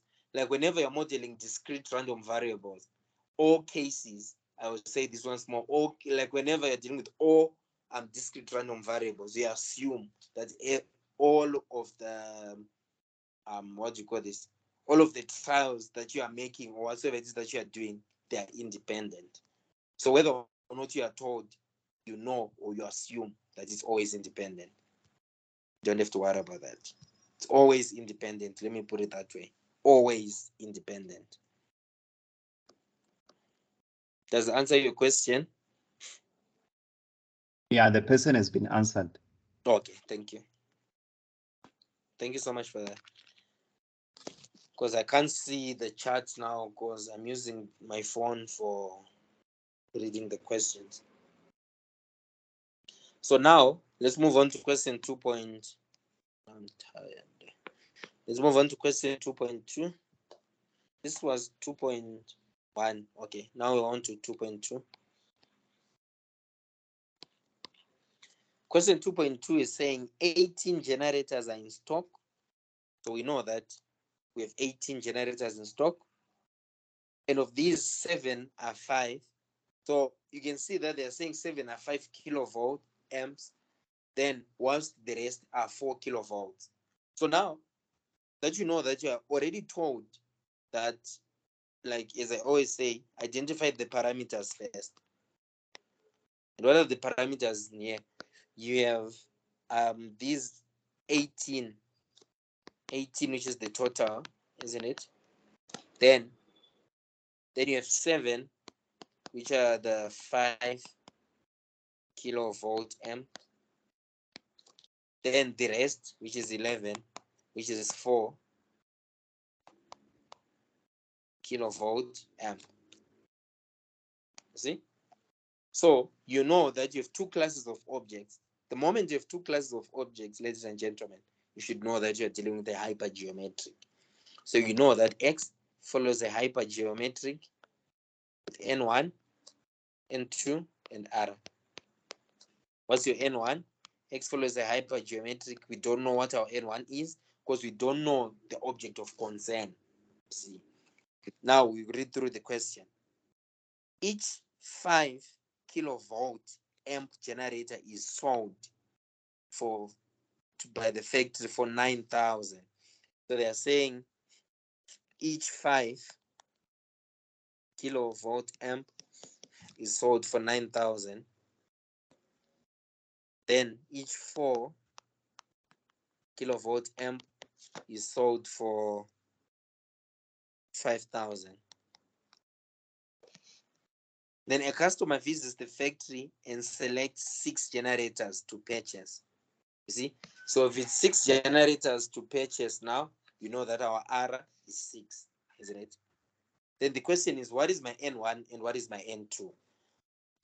This now, considering that you are not being asked of the probability or something, whatever value of N1 or N2 that you use amongst these is going to be the same. It's literally the same with this binomial distribution example that we did now. Whether or not you took P as 0.1 or as 0.9, whenever you module the variance, the answer is going to be the same. Why is it the same? Because it's all dependent on this equation. And the multiplication factor in this sense, which was 5,000 and 1,000, you see. So it's all dependent on that. So even if I say my N1 here is 7, then my N2 is 11. And if someone else was to interchange these two, your answer is going to be the same at the end. Because we're already told that there's a certain cost for 5 kilovolt, then there's a certain cost also for 4 kilovolt. So whatever you do, the answer is going to be the same. You see? So what you do now is you have modeled your thingy. Then the question is asking us of the standard deviation of the amount of money. So what is the standard deviation? Standard deviation is derived from variance, isn't it? So now the moment that you have this, I recommend that you already set out or you already calculate what you need. What do you need here? You calculate the expectation of X, isn't it? Expectation of X for hypergeometric is Rn1 over n, you see. But now this is not needed because the question is asking us of the standard deviation. So you can just calculate it just if you want to. But the variance for standard deviation. Now this one is long. It's just R n1 over n times n2 over n times n minus R over n minus 1. Then mind you, the main reason why I said if you use n1 or n2 as any one of the following, or as either 7 or 11, the answer will be correct is, take a look at this formula. This formula is saying Rn1 over n. Then here it's saying n2 over n. So if you interchange these two values, your answer will still be the same, because it's like saying 2 times 3. Let's say your n1 is 2, your n2 is 3. Then at the end, someone says 3 times 2. The variance is just going to be the same at the end. So that is why it's not specific about that. Whatever answer that you get is actually going to be the same. So please don't worry about that. Now, when you calculate Rn1 times this, the answer that I got was,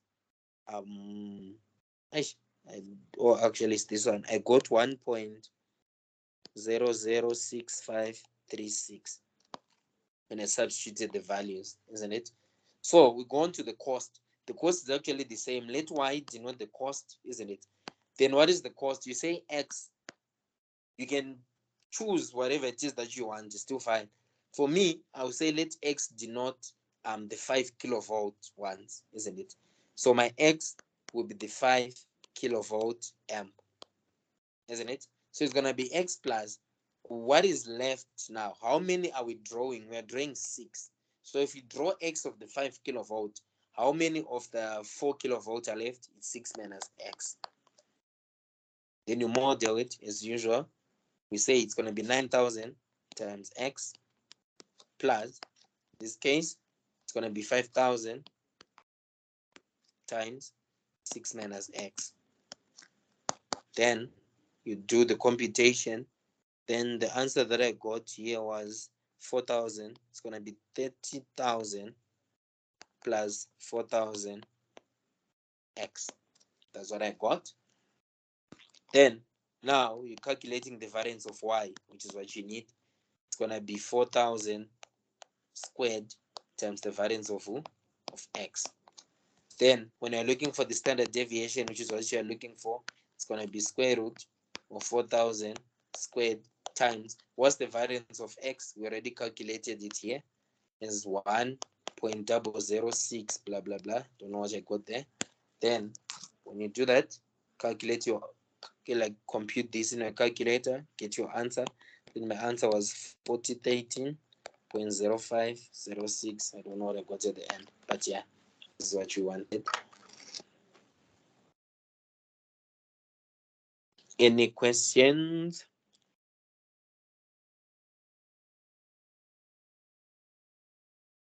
Cool. Assuming it's fine. Then question 2.4. 2.4, I'm not gonna do it because actually let me just I'm not gonna calculate all of it because it's there in the, wait, it's 2.4, isn't it? I don't want to do it, but I'll just tell you what you're supposed to do because I want to go on to negative binomial because it's a bit tricky, you see. Wait, where did I do it? Let me look for it now. Sorry, guys. The negative binomial was question, it's this one. Yes, it's question 2.4. Okay, let's do question 2.4. Yeah, because I feel like the moment you do question 2.4, everything else is doable. I'll just go on to question 3.1. Yeah, I'll do question 3.1, then we'll be done. Everything else is the same. So remember, as I said, for all distributions apart from the negative binomial, when you expand this bracket, the answer that you get is 6, which are the objects that you're actually concerned with that are being spoke of in the question. Now, question 2.4. Question 2.4 is different because it's not that difficult, but it's just a negative binomial and it has a different approach. I hope you understand it though. So it's saying the probability of a transformer that is being refurbished at a factory being defective is 0.1. So probability of being defective is what? 0.1. Keep note of all the details in the question. Then an engineer wishes to buy 4 non-defective. You see now, we are being told that an engineer wants to buy 4 non-defective. But what is the probability that you are given? Like, well, the probability that you are given in this question is 0.1, which is the one for defective. So whenever you model this now, keep in mind that like what you want is the probability of being non-defective. So don't use 0.1 as a probability, but rather use 0.9. I'll come back to that. And wishes to buy 4 non-defective transformers from the factory. You inspect the transformers one by one until we get 4 non-defective transformers. So isn't it, we said the key statement here is inspecting one by one, 4 one by one, isn't it? Until inspecting one by one until we get 4 non-defective transformers. Then suppose that you cost that and that, what is the standard deviation? So we already know that probability of non-defective, which is actually what you want, is 0.9. Then how do you calculate variance for a negative binomial? It's R1 minus P divided by P squared, which is RQ. For me, I would normally denote as RQ over P squared, which is 4, which is our R, times Q, which is 0.1, then over P squared, which is 0.9 squared. So you see, the moment you interchange P and Q, your variance is going to be totally wrong. Then the answer that you get there will be something else you've never seen, 3.8. Then the question now is, how do you model the money now that is being spent? So I said, let Y denote the money that is being spent, isn't it? Then I said, let X denote the non-defective, isn't it? Or actually, it is the non-defective because that's what we are dealing with, isn't it? So X is going to denote the non-defective, isn't it? Then it's going to be X plus. As always, as we've been doing, isn't it? We are used to, okay, so if it's X, then in this bracket, it's going to be 4 minus X. This is wrong. That is the special case when you are dealing with a negative binomial distribution. If it's a negative binomial distribution, this becomes X plus 4. I'm yet to see why this is the case. Like, I tried to look for the logic of it, but I really didn't understand how exactly it became like this. But I will try to explain. Actually, let me try to explain it now. Like, let me try to think of why exactly it is like this. So we are saying that X is the number of non-defective, isn't it? Then, so if X is the number of non-defective, then these are the ones that are defective. Oh, actually, it makes sense. So we are saying X is the number of non-defective, isn't it? So if X is the number of non-defective, then what about the number of defective? How many is it going to draw? How many defective transformers is it going to draw? What you know is, isn't it, he's actually going to draw 4. He's going to stop until he reaches the 4th one. This is the threshold, which is 4, isn't it? So whatever happens, he's actually going to draw 4 transformers. But he's going to draw these 4 transformers after having drawn X number of non-defective. So if X is the number of non-defective, then the number of defective transformers is going to be X, which is the number of non-defective transformers, plus 4, which is the number of transformers that are being drawn at that moment. If the English doesn't make sense, I really don't know how exactly to explain it, but this is actually the simplest way I could think of. But if it doesn't make sense, then as much as it might be cramming, but it works, for a negative binomial, this is how it's supposed to be. So whenever you have your sample size, you have your what and everything, whenever you're dealing with the negative binomial, know that it's x plus 4. So where x denotes the object of concern, then x plus 4 represents the other objects that are being spoken of. So in this case now, everything is easy. It's everything that we've been doing. So we said in the question is saying 1,000 is for the non-defective, of which you said x is non-defective. So it's going to be 1,000 x plus, what about the other one?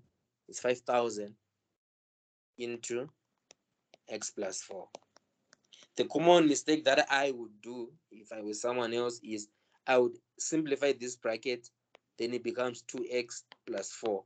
Then I let y be this, then I calculate my standard deviation, blah, blah, blah from this. Please don't do that. It's wrong. Because you're dealing with two classes of objects, defective and non-defective.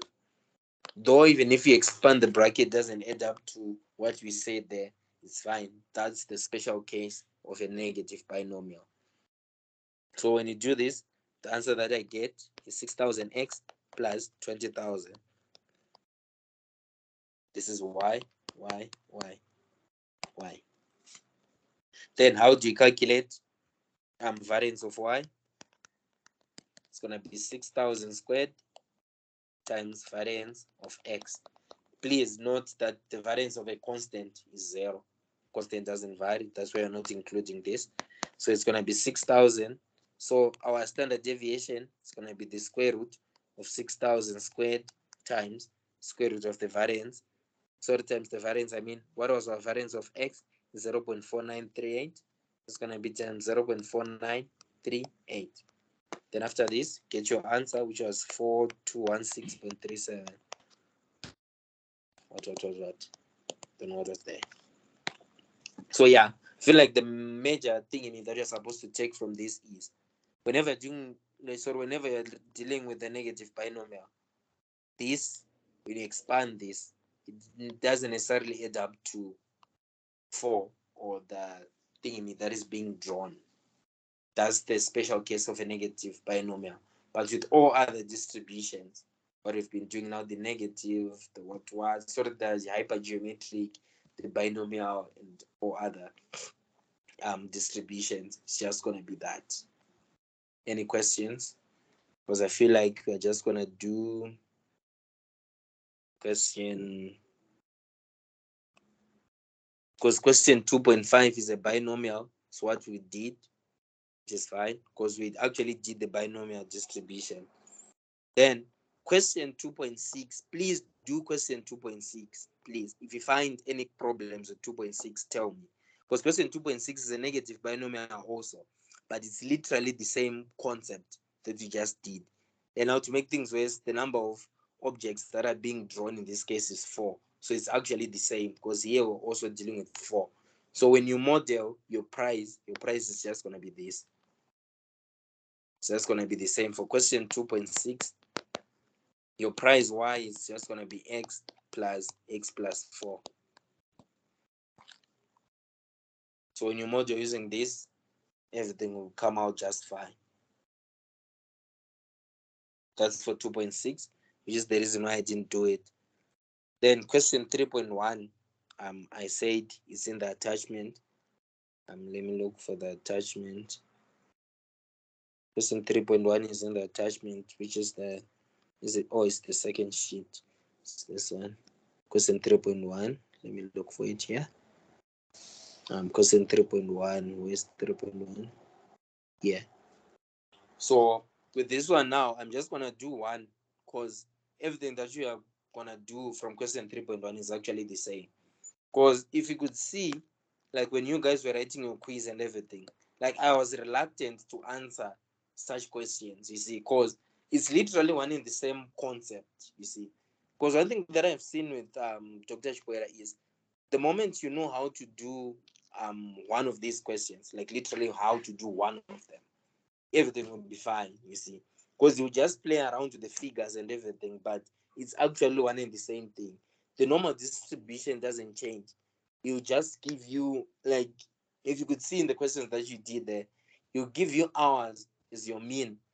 but the interval that is asking you of is actually minutes. So you just convert the hours to minutes, then you deal with everything, then it's going to be fine, you see. So be wary of the question, as I always say. Like, that's how it tricks us. It's not like his questions are difficult, sophisticated, or anything. It just changes one aspect, then it becomes something different, and you might not actually get it, you see, if you don't pay close attention to the question. So yeah, I feel like that's something that I really wanted to say also. Then, because I feel like it's actually the same with circuit diagrams. I'm not sure if you know, like when I joined the what you call the BBB meeting that you had, was it yesterday or today? I saw him explaining the circuit diagrams, and one thing that I've seen is circuit diagrams. They're literally the same. If you apply what I taught you guys, it's just gonna work out. So it might be a different method from his, but the final answer is the same because that's how I understood it. And if you understand his question, sorry, his method, it's still fine. If you understood what I told you guys, it's still fine also, you see. So just know how to manipulate a question so that whenever it comes, you see or you know how exactly to do it. Now I'm doing question 3.1, which is the last question that you're gonna do. Question 3.1, it's saying a particular system in a space vehicle has 5 components. So it has 5 components, A through E. Then each component of the system operates independently of any other, and the probabilities of the components working are given as A, B, C, D, E. Then probability for A is 0.6, B is 0.7, this is 0.8, this is 0.7, this is 0.9. Then the system will be classified as in a functional state if at least 4 components are working. If at least 4 components are working. So it means that it's working. Sorry, the system will be classified as in a functioning if at least 4 are working. So if at least 4, so meaning x is greater than or equal to 4, which is 4 or more components are working. Then what is the probability that the system will be classified as malfunctioning? You see, the question is saying malfunctioning, like you are being asked to identify when the system is malfunctioning. But what you are told in the statement or in the problem statement is the functioning state. You're told the functioning state, but you're looking for the malfunctioning one. So keep that in mind, as I've always said. You read the question and identify what exactly you're being asked to do. So if it's malfunctioning, isn't it? For it to malfunction, then what exactly is supposed to happen? They're saying it's functioning if at least 4 are working. So meaning if 4 components are working and the 5 components are working, then this is functioning, isn't it? But if none of the components are working, 1, 2, or 3, because you said 4 components are working. So if none of the components are working, if 1 component is working, if 2 components are working, and if 3 components are working, this is defined as what? As malfunctioning. Then what is the probability of malfunctioning, isn't it? The probability of malfunctioning can be calculated in 2 ways. So the 2 ways of calculating the malfunctioning is, you can calculate this one if you want, which is you work out the probability of none working, isn't it? Then you work out the probability of 1 working, of 2 working, and of 3 working. Then that issue of combinations that we introduced when we started this aspect or studied this session is actually going to apply now. You have 5 components, isn't it? So if you say 5 choose 0, then you want to assume that none of these are working, isn't it? It's just going to be what? 1 combination, which is fine. Then now, this is where it becomes tricky now. 5 choose 1, isn't it? This is 5 combinations. Now 5 choose 2 is going to be a problem. Because 5 choose 2 is going to be 10 combinations. Then 5 choose 3, it's going to be another 10 combinations. So imagine the probability of you omitting 1 combination from a total of 10 that you need. The probability is too high, you see. So going through this approach is actually, yes, you can do it if you feel like you have the time, but you can use the complement where you calculate the probability of 4 components working, then you calculate the probability of 5 components working, then you say 1 minus the probability of 4 working and of 5 working. Because why am I doing this? If you say 5 choose 4, how many combinations are you going to get if you do the 5 choose 4? 5 choose 4 will give you, it should be 4, 5 actually. 5 choose 4 will give you 5 combinations. Of which these are 5 combinations in which 4 components are working, isn't it? Then if you say 5 choose 5, it's just going to be 1 combination, which is all working, isn't it? So now if you calculate the probability of 4 components working, so we are looking at the probability that x is equals to 4, which is probability that 4 components are working. So what is that probability? Probability that x is 4, it means that 4 components are working, isn't it? So if 4 components are working, it means that 1 is not, isn't it? So as I always do, I write the number of combinations that I'm going to get. We already used combinations when you saw that it's 5. It's A, B, C, D, and E.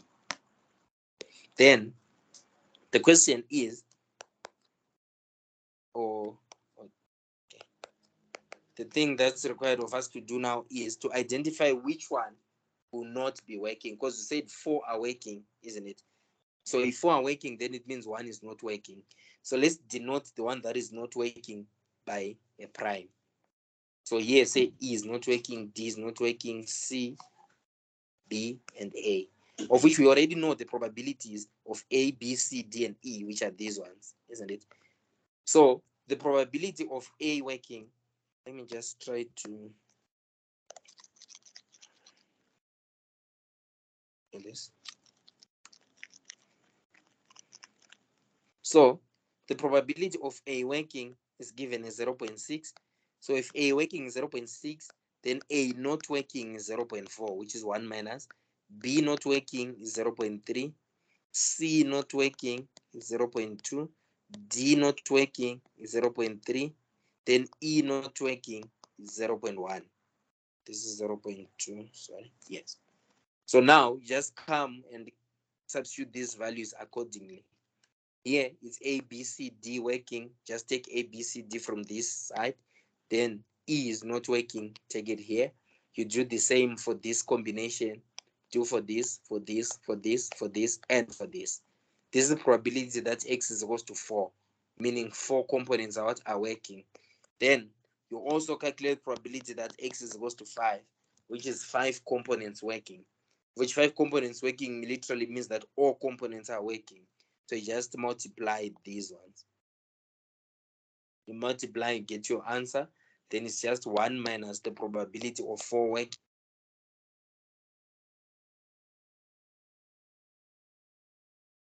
Do your thingy, then you get your answer. Then that's it. Any question?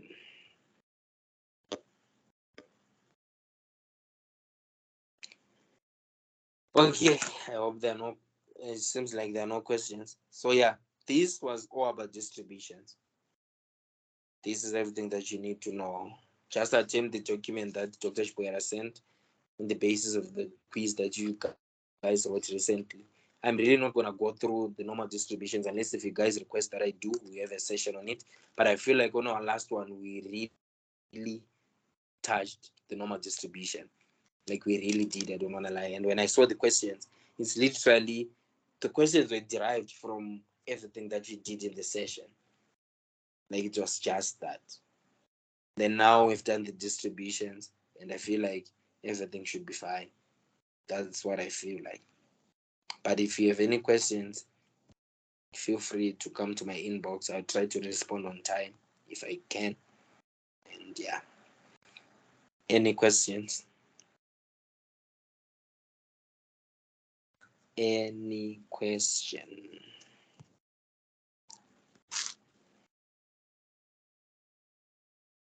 Okay, then before I hang up, what are you guys doing in class now? Now we're currently doing statistical inference. Wait, what? Why? Yeah, I think, yeah, we started it today. Okay, so meaning you're gonna do the method of moments, the interval testing, what, isn't it? That's Yeah. inference. Oh, okay. If you done joint distribution tables or joint probability distribution?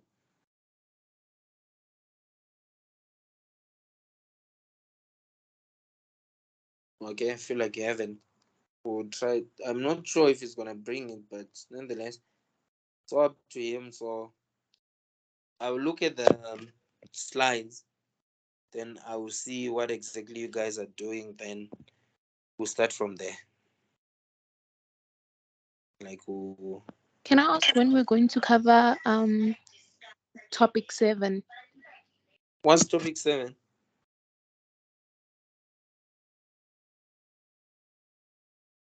Joint probability distributions. Yeah, that's what I'm asking now. Like, have you done it? I didn't know that you had, isn't it? Like, I didn't know. So obviously the quiz that you're gonna do is gonna be based on joint, isn't it? Joint and maybe some parts of statistical inference. Well, it's gonna be mainly joint actually, if I recall it very well. So I will look at joint because it's been long since I did them. Because like as I always told you that before the sessions or something, I have to go through the stuff also. Because the last time I did stats was in 2020. So I have to go through the stuff also. Then yeah, everything will be fine after that. So I feel like the next day that you can have a session is most probably on Saturday before the quiz. That's when I'm free. Because Friday, unless if you guys are free with Friday, I'm free also. I don't have anything to do. But most people were suggesting that you actually do the session on Saturday. But Saturday earlier. Can I ask with continuous distributions, have we covered that already? Because I don't know the difference. Continuous, we did the integration and everything. Cover that. The only thing okay. that we haven't done yet is the exponential, the gamma and the beta. But the gamma and the beta really don't have to worry about it because it's actually in the same thing. No, it's not one in the same thing, but it's not that examined. Like it's not at all. Then the exponential, I covered it when I was doing this this Poisson thingy in our last session. You should see it there. I tried to explain everything with regards to an exponential, but I will send through examples, then you see them. Because I just explained the bits and pieces of it, but I didn't dwell that much into it. But what you can do is we'll say on Saturday, I'm not sure Friday or Saturday, we have the one on joint probability distributions. Then we'll also do statistical inference. Do it maybe on Friday or Saturday. And also, as So I always say, when are we gonna have our next class? Friday or Saturday.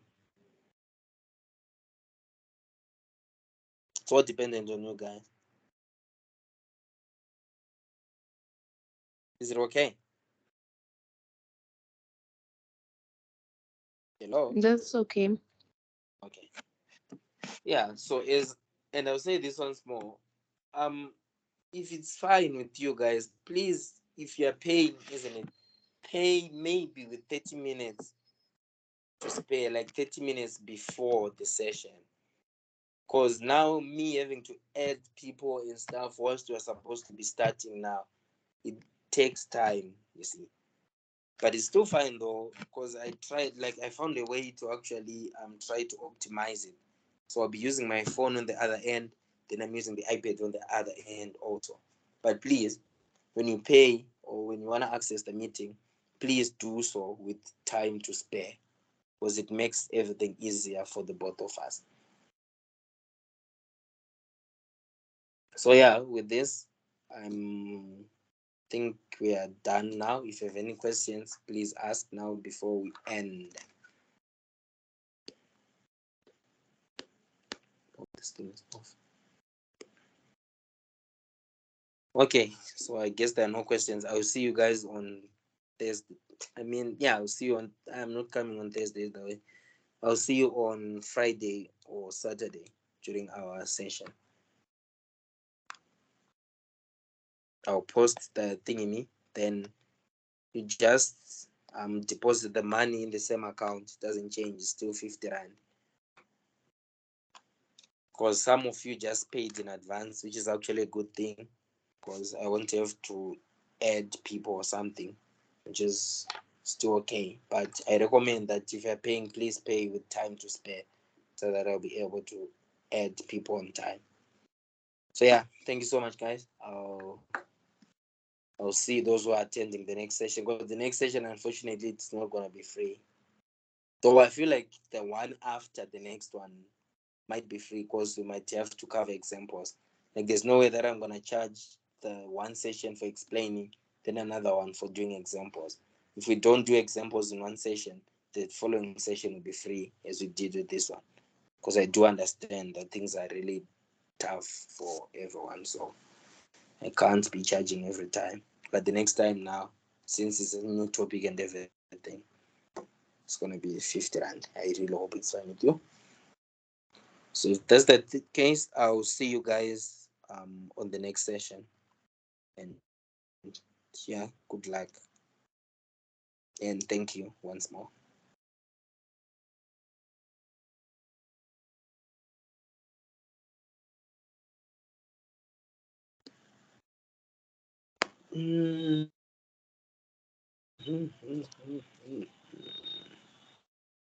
Stop, please. And